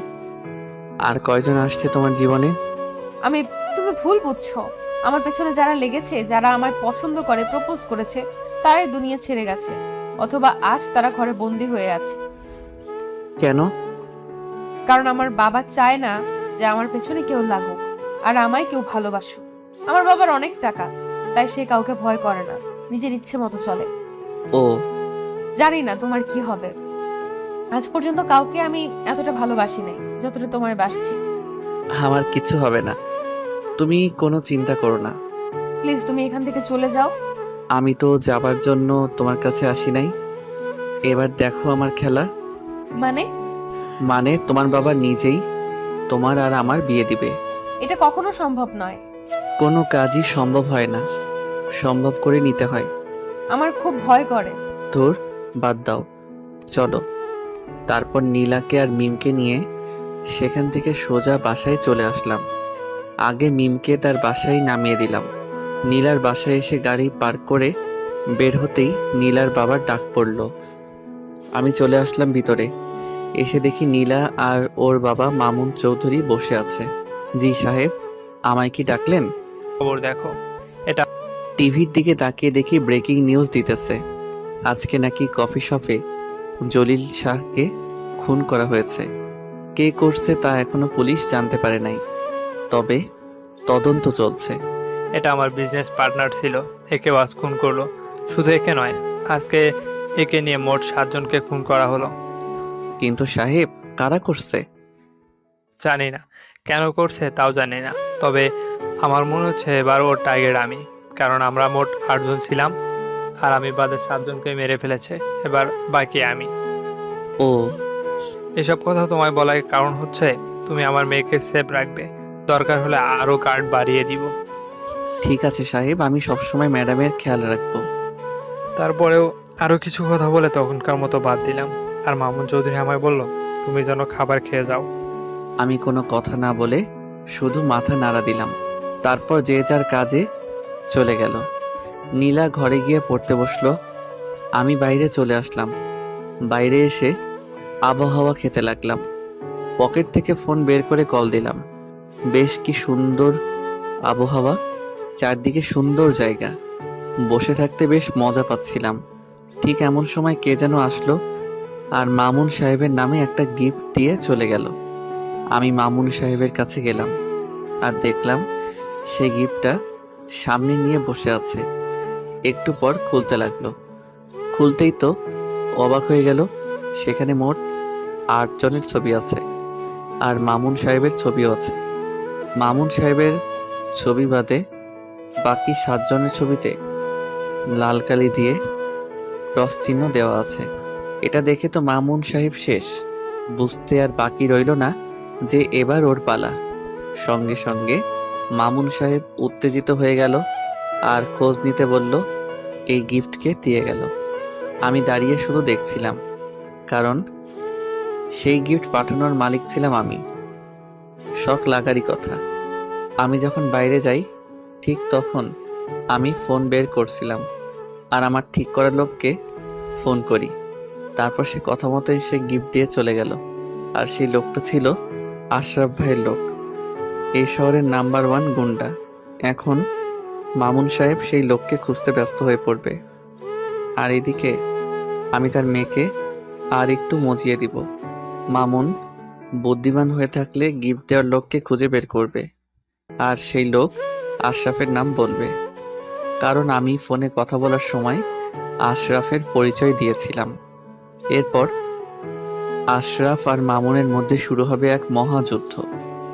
এই যুদ্ধে যে কোনো একজন মরবে আর বাকি একজনকে আমি নিজে দেখে নিব। এরপর আমার প্ল্যানের প্রথম ধাপ শুরু হয়ে গেল। মামুন সাহেব চারদিকে লোক ছড়িয়ে দিল, যে করেই হোক ওই লোকটাকে ওর চাই। আস্তে আস্তে রাত গভীর হয়ে গেল। আমি বাসায় আসার জন্য রেডি হচ্ছিলাম, তখন দেখলাম উপর থেকে নীলা ডাক দিল। আমি আশেপাশে তাকিয়ে দেখি কেউ নাই, তাই উপরে চলে আসলাম। তখন নীলা আমায় তার ঘরে নিয়ে গেল আর আমায় একটা কিস করলো। এরপর বলল বাসায় যেতে। আমি বেশি কিছু বললাম না, চলে আসলাম বাসায়। বাসায় আসার সাথে সাথেই ফোন থেকে সিম পাল্টে দিলাম। অন্য সিম তুলে মামুনকে কল দিলাম। মামুনের কথার মধ্যে ভয়ের খোঁজ পেলাম। কি খবর মিস্টার মামুন চৌধুরী? খে আমায় চিনলেন না? এত সুন্দর একটা গিফট পাঠালাম আর আমায় ভুলে গেলেন? কে তুই? আমার কাছে কি চাস? তোর জীবন। জীবনে তুই অনেক পাপ করছিস, এবার তোর পাপের বিনাশ হবে। এই এই, কে তুই? আরে এত উত্তেজিত হলে চলে নাকি? কি চাস তুই বল। আমার চাওয়ার কথা তুই বাদ দে, আগে নিজের জীবন বাঁচা। একবার তুই আমার সামনে এসে দেখ, তোকে কেটে টুকরো টুকরো করে রাখবো। আসবো আসবো, সময় হলেই আসবো। এত তাড়া কিসের? কিছুদিন একটু তরিয়ে নে। Good bye. এই কথা বলেই ফোন কেটে দিলাম আর ফোন থেকে সিম খুলে পুকুরে ফেলে দিলাম আর আমার নিজের সিম তুললাম। তারপর শুয়ে পড়লাম। সকালে উঠে চলে গেলাম নীলার বাসায়। কলেজের সময় হতেই নীলাকে নিয়ে কলেজে যাওয়ার জন্য দাঁড়িয়ে আছি। ঠিক এমন সময় দেখি আমার চারপাশে অনেকগুলো গাড়ি এসে থেমে গেল। আমি তো কিছুটা ঘাবড়ে গেলাম। হঠাৎ এত গাড়ি আমার সামনে। আশেপাশে তাকাতেই দেখি মামুন হাসতে হাসতে এদিকে এগিয়ে আসছে। আমি ঠিক বুঝলাম না কি হচ্ছে। তাহলে কি আমায় চিনে ফেললো? আশেপাশে তাকাতেই দেখি মামুন হাসতে হাসতে এদিকে এগিয়ে আসছে। আমি ঠিক বুঝলাম না কি হচ্ছে। তাহলে কি আমায় চিনে ফেললো? মামুন হাসতে হাসতে আমার কাছে আসলো আমি কিছু না বলে দাঁড়িয়েই থাকলাম। তখন মামুন সাহেব বলল, কোথা থেকে এক ছোকরা এসেছে আমায় শেষ করতে? ওর সাহস কি করে হয়? আমি মনে মনে শান্তি পেলাম। যাক, বুঝতে পারে নাই। যাও, এসব গাড়া তোমরা সাথে করে নিয়ে যাও। এবার দেখি কি করে আমার আশেপাশে আসতে পারে। হ্যাঁ স্যার, খুব ভালো কাজ করছেন। হুম। তারপর এতগুলো গার্ড সহকারে নীলাকে নিয়ে রওনা হলাম। রাস্তায় আমি আর নীলা গল্প করতেছি। নো টেনশন, কারণ টেনশন তো আমিই দেই। কিছুক্ষণের মধ্যে কলেজে চলে আসলাম আর নীলাকে নামিয়ে দিয়ে গাড়ি পার্কিং করলাম। তারপর আমি কলেজ থেকে একটু দূরে চলে গেলাম। সেখানে গিয়ে মামুন সাহেবের কাছে ফোন দিলাম। কি মনে করছি গার্ড বাড়িয়ে দিলে আমার হাত থেকে তোর মেয়েকে বাঁচাতে পারবি? ভুল, তোর গার্ড আমায় ছুতেও পারবে না। দেখো, আমার মেয়ের কিছু করবি না। তুই যা চাস আমি তোকে সব দিব। আমার চাওয়া তো আমি নিব, কিন্তু এখন তোর মেয়েকে কে বাঁচাবে? ফোন কেটে দিলাম। আর তারপর মামুনের কাম ডাউন শুরু হয়ে গেল। কারো দুর্বলতায় আঘাত করলে যে কেমন লাগে সেটা মামুনকে আমি হাড়ে হাড়ে টের দিতে চাই। সেজন্য আমি নীলাকে ক্লাস থেকে নিয়ে বেরিয়ে গেলাম। নীলা আমায় কোনো প্রশ্ন করলো না, আমিও কিছু বললাম না। তাকে নিয়ে কিছু দূর একটা হোটেলে আসলাম। সেখানে বসে চা পানি খেতে খেতে কিছু গল্প করলাম। এদিকে মামুন তার লোকদের কাছে ফোন করে আর জানতে পারে নীলা ক্লাসে নাই। তখন তার জীবন হাতে চলে আসে। কি করবে ভেবে পাচ্ছিল না। চারদিকে লোক ছড়িয়ে দিল। কিছুক্ষণ পর আমি আর নীলা হোটেল থেকে বেরিয়ে বাসার দিকে রওনা হলাম। আর অল্প টাইমের মধ্যে নীলার বাসায় এসে পৌঁছালাম। নীলাকে দেখেই তো মামুন জানে প্রাণ ফিরে পেল। আমি গাড়ি পার্ক করে ভিতরে গেলাম। সবাই আমার দিকে হাঁ করে তাকিয়ে আছে। সবাই আমার দিকে এমন করে তাকিয়ে, কি দেখছো? আমি ওকে কিডন্যাপ করছি নাকি? আমি তোকে কিডন্যাপারের হাত থেকে নিয়ে আসলাম। কে ছিল? কোন বাপের বেটা ছিল? কার এত বড় সাহস যে আমার মেয়েকে কিডন্যাপ করে? আমায় তো কিছু বলে নাই। আপনাই নাকি সব ফোনে বলছে। আরেকটা কথা বলল, এবার নাকি শেষ চান্স। একবার বলো সে কে? তাকে আমি কেটে টুকরো টুকরো করে ফেলবো। আমি কেমনে বলবো? আমি তো তাকে দেখি নাই। কয়েকটা লোক নীলাকে ধরে গাড়িতে করে নিয়ে যাচ্ছিল। আমি গাড়ি থামিয়ে মারপিট করে ওকে নিয়ে আসলাম। সে লোকের নাম কি? কি যেন ভাই বলল। আশরাফ ভাই? হ্যাঁ হ্যাঁ, এরকমই। আশরাফ, আমি তোকে ছাড়বো না। তারা খুব ভয়ানক ছিল। আমার কথা শুনে তো মামুন রেগে বাগুন ফুলে গেছে। আমার কাজ শেষ। এবার যা করার সব মামুন চৌধুরী করবে। আমি গাড়ির চাবি জমা রেখে বাসায় যাব বলে চলে আসলাম। মামুন এখন আশরাফকে নিয়ে ব্যস্ত, তাই কিছু বলল না। আমি চলে আসলাম। হোস্টেলে এসে জামা কাপড় চেঞ্জ করে গোসল করতে এলাম। গোসল করে এসে শুয়ে পড়লাম। তখন নীলার ফোন আসলো। হ্যালো, কে বলছেন? আমার জামাইটা কি করছে? ও নীলা, আমি শুয়ে আছি। তুমি কি করছো? আমি আমার জামাইকে খুব মিস করতেছি। ও, তাহলে কাছে ডাকো। আসে না তো। মন থেকে ডাকলে সব সম্ভব। আমি তো মন থেকে সব সময় তোমায় চাই। হুম, ভালো। তা খাইছো? না, জামাইকে ছাড়া খেতে মন চায় না। পাগলামি না করে খেয়ে নাও। তুমি খাইছো? হুম। মিথ্যা কেন বললা? তুমি এখনো খাওনি। তুমি কেমনে বুঝলা? তোমার কথাতেই বোঝা যাচ্ছে।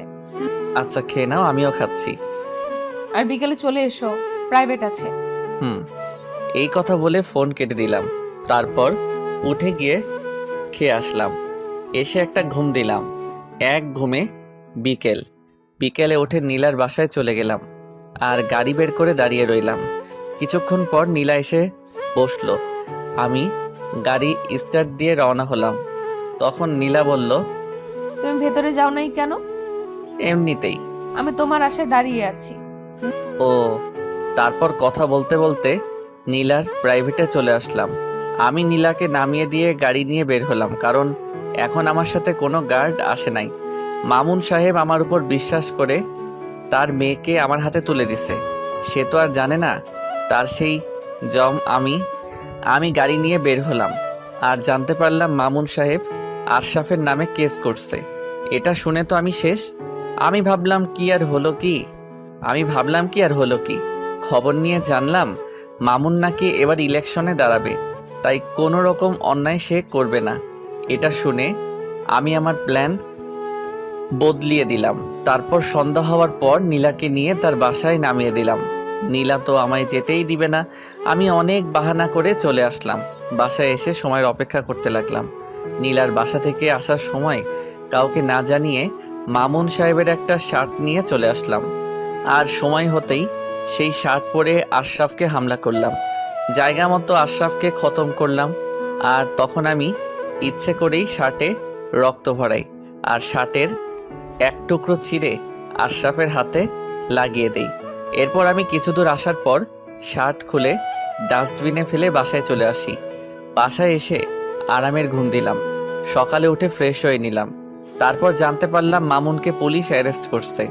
আমি জেনে কোনো অবাক হলাম না, বরং খুশি হলাম।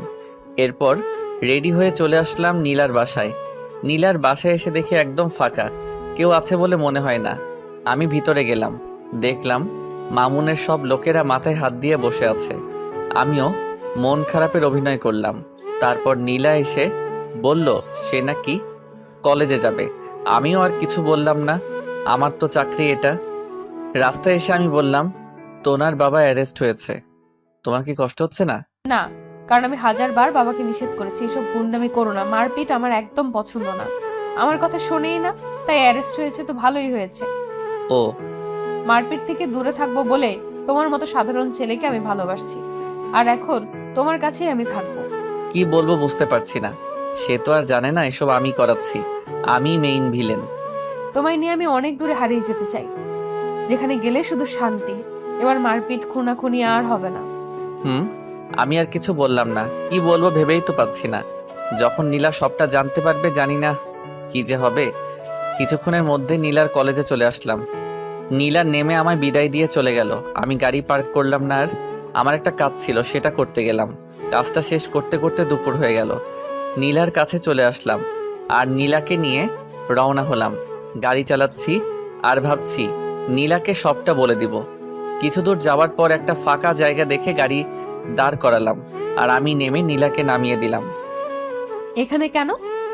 নীলা, আজ তোমায় আমি কিছু কথা বলতে চাই। হ্যাঁ বলো। যেটা শোনার পর হয়তো তোমার মনে আমার জন্য কোনো ভালোবাসা নাও থাকতে পারে। কি বলছো এসব? কি এমন কথা? হ্যাঁ, আমি কথাটা বলতে যাব ঠিক এমন সময় ওখানে চারদিকে অনেকগুলো গাড়ি আসলো। নীলা আমার হাত শক্ত করে ধরলো। গাড়ি থেকে নেমে আসলো মামুন চৌধুরী। আমি তো অবাক, এ কেমনে এখানে? মামুন চৌধুরী মুচকি আসছে। বাহ বাহ, খুব সুন্দর খেলছিস। বাবা তুমি এখানে? মা চলে আয়। না বাবা, আমি নিলয়কে ভালোবাসি। আরে এসব ভালোবাসা কিচ্ছু না, সব অভিনয়। ও তোকে শুধু ব্যবহার করেছে আর কিচ্ছু না।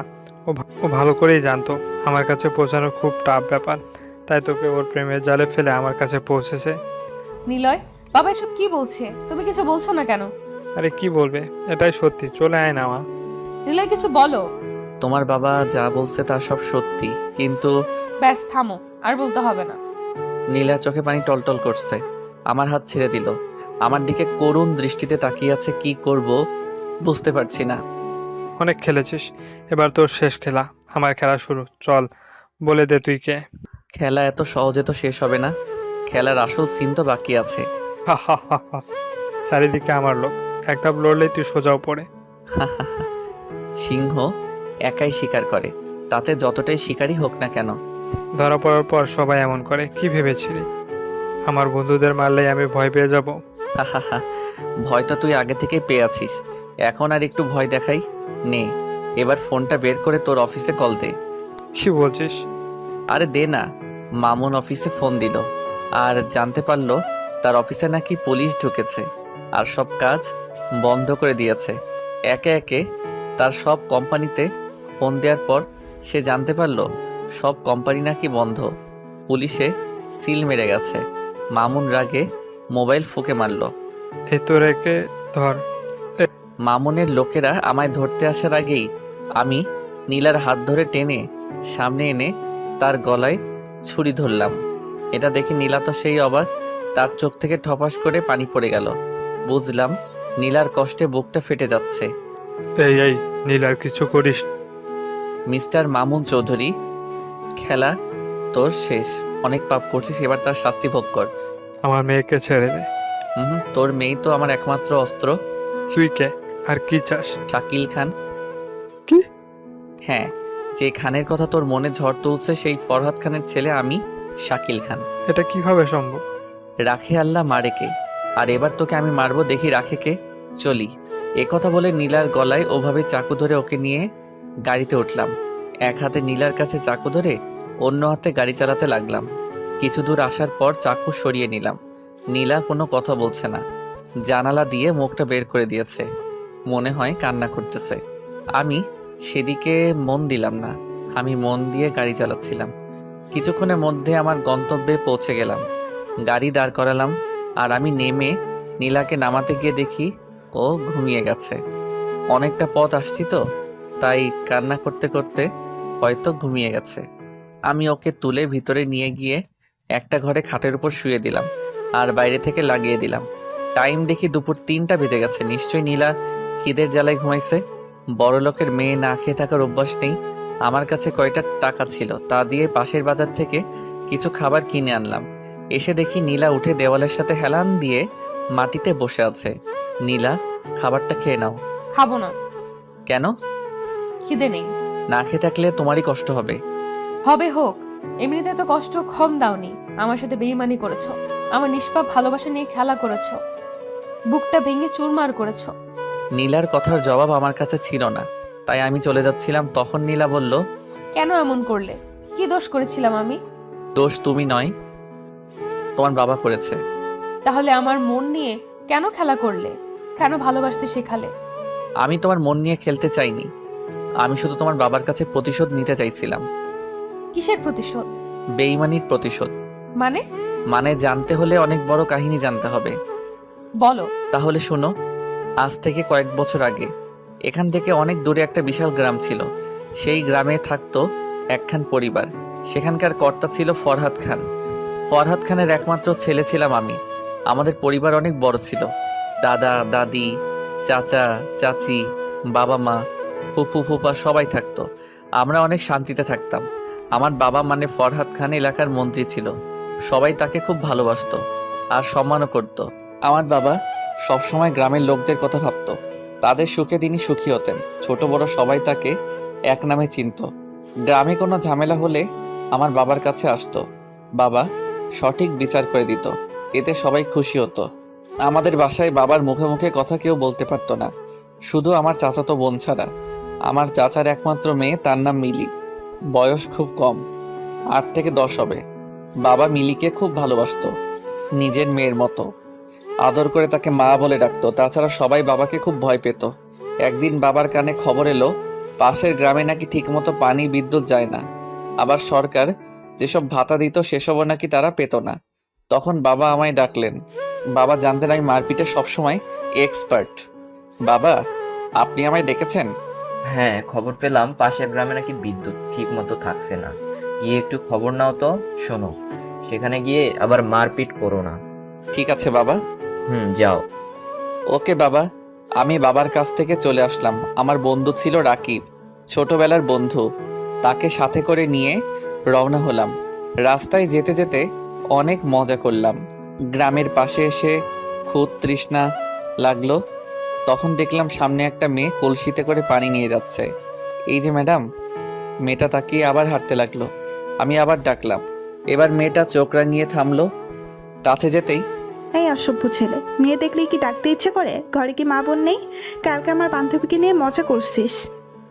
আরে কি বলছো? আমি তো জানি জানি, এটাই তো বলবি যে আর কোনো দিন হবে না? তোরা তো দূরের কথা, আমায় দেখে বড় বড় গুন্ডা ভয় পায়। আমায় একটু পানি দিবেন? ভয়ে গলা শুকিয়ে গেছে, নে পানি খা। মেয়েটা পানি দিল, খেয়ে নিলাম। তারপর মেয়েটা চলে গেল। আমি তাকিয়ে থাকলাম। দেখতে ভালোই, তবে একটু ঝগড়াটে। তাছাড়া সব ঠিক আছে। আরে ছাড়ো না, হয়তো ভুল করে বলছে। তারপর আরো কিছু কথা বলতে বলতে গ্রামে প্রবেশ করলাম। গ্রামে আসতেই দেখি এক লোক কারেন্টের তারের সাথে আটকে গেছে। বাঁচার জন্য সে চিৎকার করতেছে, কিন্তু কেউ ভয়ে এগিয়ে যায় না। আমি দৌড়ে গেলাম কাছে, আর দেখলাম মেইন লাইনের তারের সাথে আটকে আছে। আমি পাশ থেকে একটা বড় বাঁশ নিয়ে কারেন্টের ফিউজ বরাবর ছুঁড়ে মারলাম। সাথে সাথে ফিউজ পড়ে গেল, আর লাইন যাওয়ার সঙ্গে সঙ্গে মানুষটা পাটিতে গলে পড়ে গেল। আমি ডাক্তারকে ডাকতে বললাম। ডাক্তার এসে বলল কিছুক্ষণ পর তার শরীর থেকে কারেন্ট যাবার পর তার গায়ে হাত দেওয়া যাবে। কিছুক্ষণের মধ্যে সবাই সেখানে জড়ো হয়ে গেল, আর আমায় বলল এটা নাকি তাদের গ্রামে হয়েই থাকে। অনেক মানুষ নাকি মরছে, ঠিক মতো কারেন্ট থাকে না, তাই নাকি এসব তারও ঠিক নেই। আমি জানতে চাই এখানকার চেয়ারম্যানকে। তখন তারা নাম বলে সাদেক আহমেদ।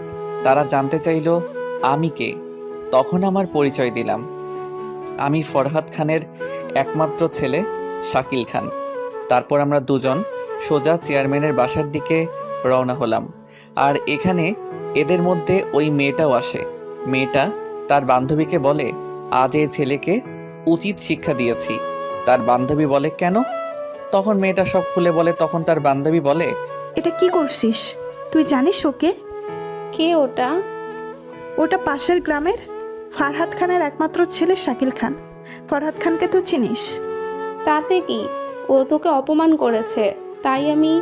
ধুর পাগলি, এই ছেলেও না, এই ছেলে তো সবার উপকার করে, ওর জন্যই তো এই মানুষটা বাঁচলো।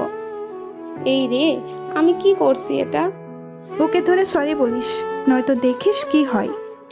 হুম। এদিকে আমি আর রাকিব চেয়ারম্যানের বাসায় চলে গেলাম। চেয়ারম্যানের বাসায় যেতেই দেখলাম সাদেক আহমেদ বাসায় আছে। আমি তার সাথে কথা বলি, কিন্তু সে তার ক্ষমতার বড়াই দেখায়। আমার মাথায় একদম রাগ উঠে যায়। তখন আমি ওর সাথে রাগী কণ্ঠে কথা বলতে লাগলাম। আমি জানতে চাইলাম এই গ্রামে এত কারেন্টের সমস্যা, সে চেয়ারম্যান হয়েও কেন কিছু করছে না। আর সব থেকে বড় কথা হলো সে গরিবের অধিকার মেরে খায়, যা গুরুতর অন্যায়। আর এই অন্যায় শাস্তি তাকে পেতে হবে। এই কথা নিয়ে অনেক ঝামেলা হলো। সাদেক আহমেদ আমাকে মারার হুমকি দিল। রাগ করে উঠে সামনে থাকা টেবিলে লাথি মেরে চলে আসলাম। বাইরে আসতেই ফোনটা বেজে উঠল। তখন ফোন বের করে দেখি বাবার ফোন। আমি কল রিসিভ করে বাবাকে সব খুলে বললাম। বাবা কিছু বলল না। আমিও ফোন কেটে দিলাম। তারপর দুজনে মিলে গ্রামে ঘুরতে লাগলাম। তখন হঠাৎ সামনে দেখলাম সেই মেয়েটা। আমি দেখেও না দেখার ভান করে থাকলাম। তখন দূর থেকে মেয়েটা ডাকছে। আমি সাড়া দিলাম না। রাকিব ওর দিকে তাকালো। তখন তাকে থামতে বলল। রাকিব আমায় থামালো। মেয়েটা আমার কাছে আসলো। হাই, আমার নাম সাথী, চিনতে পারছেন? তোমায় কেমনে বলি? আসলে আমি ভুল করে আপনাকে বকা দিছি। আমি জেনে শুনে কিছু করি নাই, তার জন্য সরি, মাফ করে দিয়েন। হুম। আপনি কি এই গ্রামে নতুন? হ্যাঁ, আমি শহর থেকে পড়াশোনা শেষ করে গ্রামে আসছি। ও, তাহলে চলেন, আপনাকে আমি গ্রামটা ঘুরে দেখাই। দেখালে তো সমস্যা নেই। তারপর সাথী, আমি আর রাকিব গ্রামে ঘুরতে বের হলাম। সারাদিন সাথীর সাথে ঘুরলাম। মেয়েটার কথাবার্তা, আচার আচরণ আমার খুব ভালো লাগলো। দেখতে দেখতে সারা দিন কেটে গেল। আজকের দিনটা আমার খুব সুন্দর কাটলো। রাতের বেলা ঘুমাতে গিয়ে আর ঘুমাতে পারি না, শুধু মেয়েটার কথা মনে হচ্ছে। কত সুন্দর মেয়েটা, সে যদি আমার মনের মানুষ হয় তাহলে কতই না সুন্দর হয়। খাট থেকে উঠে বাইরে আসলাম। বাইরে এসে দেখি আম্মু, চাচি আর দাদি বাইরে বসে আছে। আমায় দেখে দাদি জিজ্ঞেস করলো কি হয়েছে। আমি কিছু না বলে দাদির কোলে মাথা দিয়ে শুয়ে পড়লাম। পরের দিন আবার সেই গ্রামে চলে গেলাম আর সাথীর সাথে দেখা করলাম, কথা বললাম। আস্তে আস্তে আমাদের সম্পর্ক মজবুত হতে লাগলো। একদিন হঠাৎ করে সব উলটপালট হয়ে গেল। আমি সেই দিন সকালে উঠে সাথীর কাছে যাচ্ছিলাম। তখন রাস্তায় সাদেক আহমেদের লোকেরা আমায় আক্রমণ করে। আমি তাদের সাথে মারামারি করছিলাম। ঠিক এমন সময় সাদেক আহমেদ পিছন থেকে এসে আমার মাথায় জোরে আঘাত করে। আমি মাথা ধরে মাটিতে পড়ে গেলাম। এদিকে আমার এমন ঘটনা গ্রামের এক লোক দেখতে পেয়ে আমার বাবার কাছে ফোন করে। খবর পেয়ে আমার বাবা লোকজন নিয়ে চলে আসে। আর বাবা আসার আগেই আমি অজ্ঞান হয়ে যাই। জ্ঞান ফেরার পর দেখি আমি হাসপাতালে আছি। দুদিন পর আমায় বাসায় নিয়ে আসে। এরই মধ্যে বাবা চারদিকে লোক ছড়িয়ে দিয়ে সাদেক আহমেদকে খুঁজে বের করে নিয়ে আসে আর গ্রামের সবার সামনে তাকে শাস্তি দেয়। সাদেক আহমেদ এমন শাস্তি পেয়ে খুব রেগে যায় আর তার মাঝে প্রতিশোধের আগুন জ্বলে ওঠে, যেটা আমরা কেউ জানতাম না। আমরা ভাবি হয়তো সে ভালো হয়ে যাবে, তাই আবার আগের মতো সবাই হাসি খুশি হয়ে চলতে লাগে। আমার মাথায় আঘাত লাগার কারণে কিছুদিন রেস্টে থাকতে বলে। সাথী আমায় না দেখে আর থাকতে পারছিল না, তাই সে আমার বাসায় চলে আসে চাকরের কথা বলে। কিন্তু রাকিব চিনে ফেলে। সাথী সোজা আমার কাছে আসে। তখন আমি ঘুমিয়েছিলাম। কপালে কিছু একটা স্পর্শ পেয়ে ঘুম ছুটে গেল। তাকিয়ে দেখি সাথী দাঁড়িয়ে আছে। সঙ্গে সঙ্গে আমার মুখ ধরে নিল। সবকিছু বুঝে ওঠার পর আমার মুখ ছাড়লো। সাথী, তুমি? তোমার কথা শোনার পর থেকে আমি আর থাকতে পারছিলাম না। আব্বু আম্মু আসতে দেয় নাই, তাই আমি খাওয়া ছেড়ে দেই। কি করে খেতাম বলো? তুমি কেমন আছো, খাচ্ছ কি না? আরে পাগলি, আমার কিচ্ছু হয় নাই। আমার এমন অবস্থা দেখে আব্বু আম্মু আমায় আর আটকায় নাই। বাবা কিছু বলে নাই? আমি চাকরানির পরিচয় দিয়ে আসছি। সর্বনাশ, আমার বাবা এতটাও বোকা নয়। তোমার ব্যাপারে সমস্ত খোঁজ নিয়ে তারপর তোমায় ধরবে। আমার কথা বলার দেরি হলো, এমন সময় আসলো, ঘটনা শুরু হলো। আমি বলে শেষ করতেই দরজায় বাবার কথার আওয়াজ আসলো। আজকে আমার বাসায় একটা কাজের মেয়ে আসছে, জানি না কি কাজ করতে আসছে। তাকিয়ে দেখি বাড়ির সবাই বাবার সাথে সাথে আমার ঘরে চলে আসলো। আমি তো শেষ। সাথী লজ্জা আর ভয় একসাথে পেয়ে গেছে। কি করবে ভেবে না পেয়ে লাফিয়ে গিয়ে বাবার পা ধরতে লাগলো। তখন বাবা তাকে ধরে নিল। আরে মা, কি করছো? আঙ্কেল, আমার ভুল হয়ে গেছে। আচ্ছা, এটা বলো, এই রুগীটা তোমার কে? না মানে এই রুগীর জন্য তো তুমি 7 সমুদ্র পাড়ি দিছো।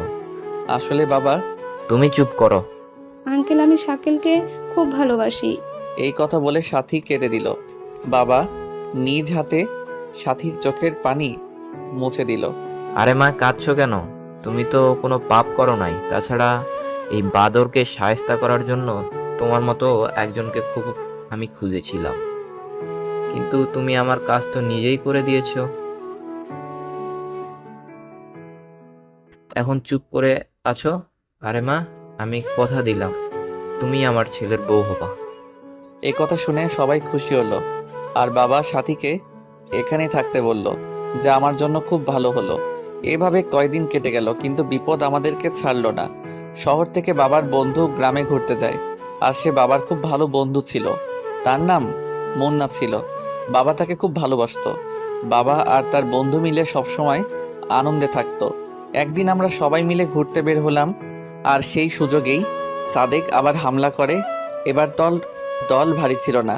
আমি তাদের সাথে মারামারি করছিলাম। তখন পিছনে তাকিয়ে দেখি বাবার বন্ধু চাকু বের করে বাবার পেট দিয়ে চালিয়ে দিল।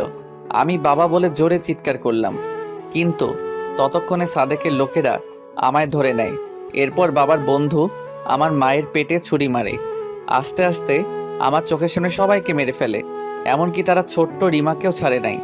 বাবা পেটে হাত দিয়ে তাদের সাথে মারপিট করছিল, তখন পিছন থেকে সাদেক আমার পাশ দিয়ে ছুরি চালিয়ে দেয়। আমি আর থামতে না পেরে মাটিতে পড়ে যাই। ওরা যখন আমার বাবা মাকে মারতেছিল, তখন সাথী মাটিতে গড়তে গড়তে এসে আমায় ডাকে, কিন্তু আমার জ্ঞান তখন ফিরে না। নাকে হাত দিয়ে দেখি শ্বাস চলছে, তাই তার ওড়না দিয়ে আমার ক্ষত জায়গায় বেঁধে দিয়ে পাশে নদীতে নৌকায় করে ভাসিয়ে দেয়।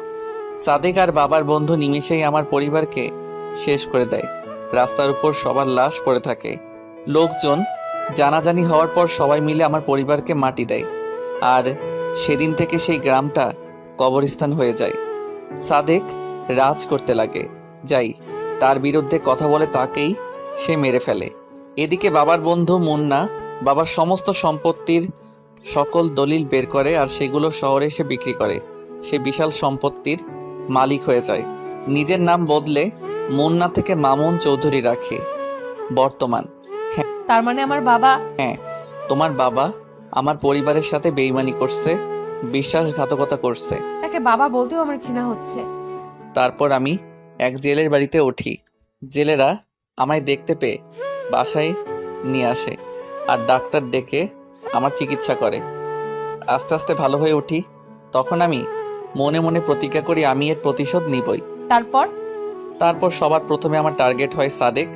তাকে গ্রামের সকলের সামনে তার পাপের শাস্তি দেই। এরপর খবর নিয়ে জানতে পারি মুন্না এখন মামুন চৌধুরী। তাই আমি আমাদের সমস্ত সম্পত্তির আসল দলিল বের করি আর সেগুলো নিয়ে শহরে চলে আসি। আর একে একে সবাইকে খুন করো?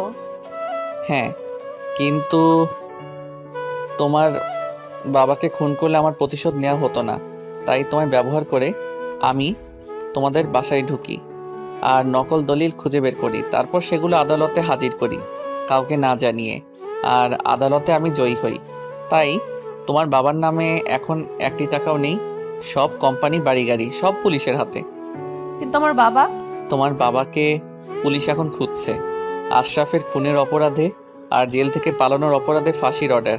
ও, কিন্তু আমি জানি তোমার বাবা আমায় খুঁজে বের করবে, আর তার আশারই আমি অপেক্ষা করতেছি, কারণ আমি নিজেই তোমার বাবাকে লোকেশন দিয়েছি। কিন্তু কেন? মৃত্যু সবসময় তাকে ডাকে।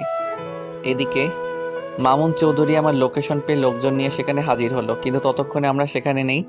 মামুন চৌধুরী সেই বাড়িতে যায় আর সব জায়গায় আমাদের খুঁজে, কিন্তু পায় না, পায় শুধু একটা চিঠি। ডিয়ার মুন্না ওরফে মামুন চৌধুরী, মৃত্যু আজ তোকে এই পর্যন্ত টেনে আনছে। তুই যেভাবে আমার পরিবারকে খুন করছিস, বেইমানি করছিস, ঠিক সেইভাবে আমি বেইমানি করছি। জানি এতে কমতি হয়েছে, আর তার জন্য আমি চেয়েছিলাম তোকে আরো কঠিন মৃত্যু দিব, কিন্তু তোর মেয়ে তোকে নিজ হাতে আজ মারলো। এখানে আজ তোর মরণ হবে। কেন জানিস? কারণ এই ঘরে প্রতিটা ওয়ালে টাইম বোমা সেট করা। তুই যখন চিঠিটা হাতে নিছিস তখন টাইম স্টার্ট হয়েছে। ভাবিস না এটা আমি করছি, এসব তোর নিজের মেয়ে করছে। সে চায় আমরা আর সময় নষ্ট না করে তাড়াতাড়ি সংসার শুরু করি, তাই তোর কাহিনী এখানেই শেষ করলো। বাই বাই শ্বশুর। চিঠিটা পড়া শেষ করতে বোমা ফাটার সময় হয়ে গেল, আর নিমিষে পুরো বাড়িটা মাটির সঙ্গে মিশে গেল। এদিকে আমি আর নীলা গ্রামের উদ্দেশ্যে রওনা দিয়েছি, আর কিছুক্ষণের মধ্যে পৌঁছে গেলাম। সেখানে গিয়ে সেইখানে বাড়িতে উঠলাম। বাবা মা হয়ে উঠল সাথীর বাবা। আজ বড্ড সাথীর কথা মনে হচ্ছে, কিন্তু নীলা সাথীর অভাবটা পূরণ করে দিল। 2 গ্রামে আবার শান্তি ফিরে এলো। সাথীর বাবা মা আমাদের বাবা মা হয়ে আমাদের সাথেই থাকে। আমাদের সমস্ত সম্পত্তিতে আবার ফসল চাষ করা শুরু হলো। চারদিকে খুশির বন্যা বয়ে যেতে লাগলো। আজ বাবা মা থাকলে কতই না খুশি হতো, তাতে কি হয়েছে, নতুন বাবা মা তো আছে। প্রথম দিন আমরা আর 2 গ্রামের সমস্ত লোকেরা মিলে অনুষ্ঠান করলাম আর অনেক মজাও করলাম। এরই সাথে আপনাদের কাছ থেকে বিদায় নিলাম। সমাপ্ত। ধন্যবাদ সবাইকে। আসসালামু আলাইকুম ওয়া রাহমাতুল্লাহি ওয়া বারাকাতুহু।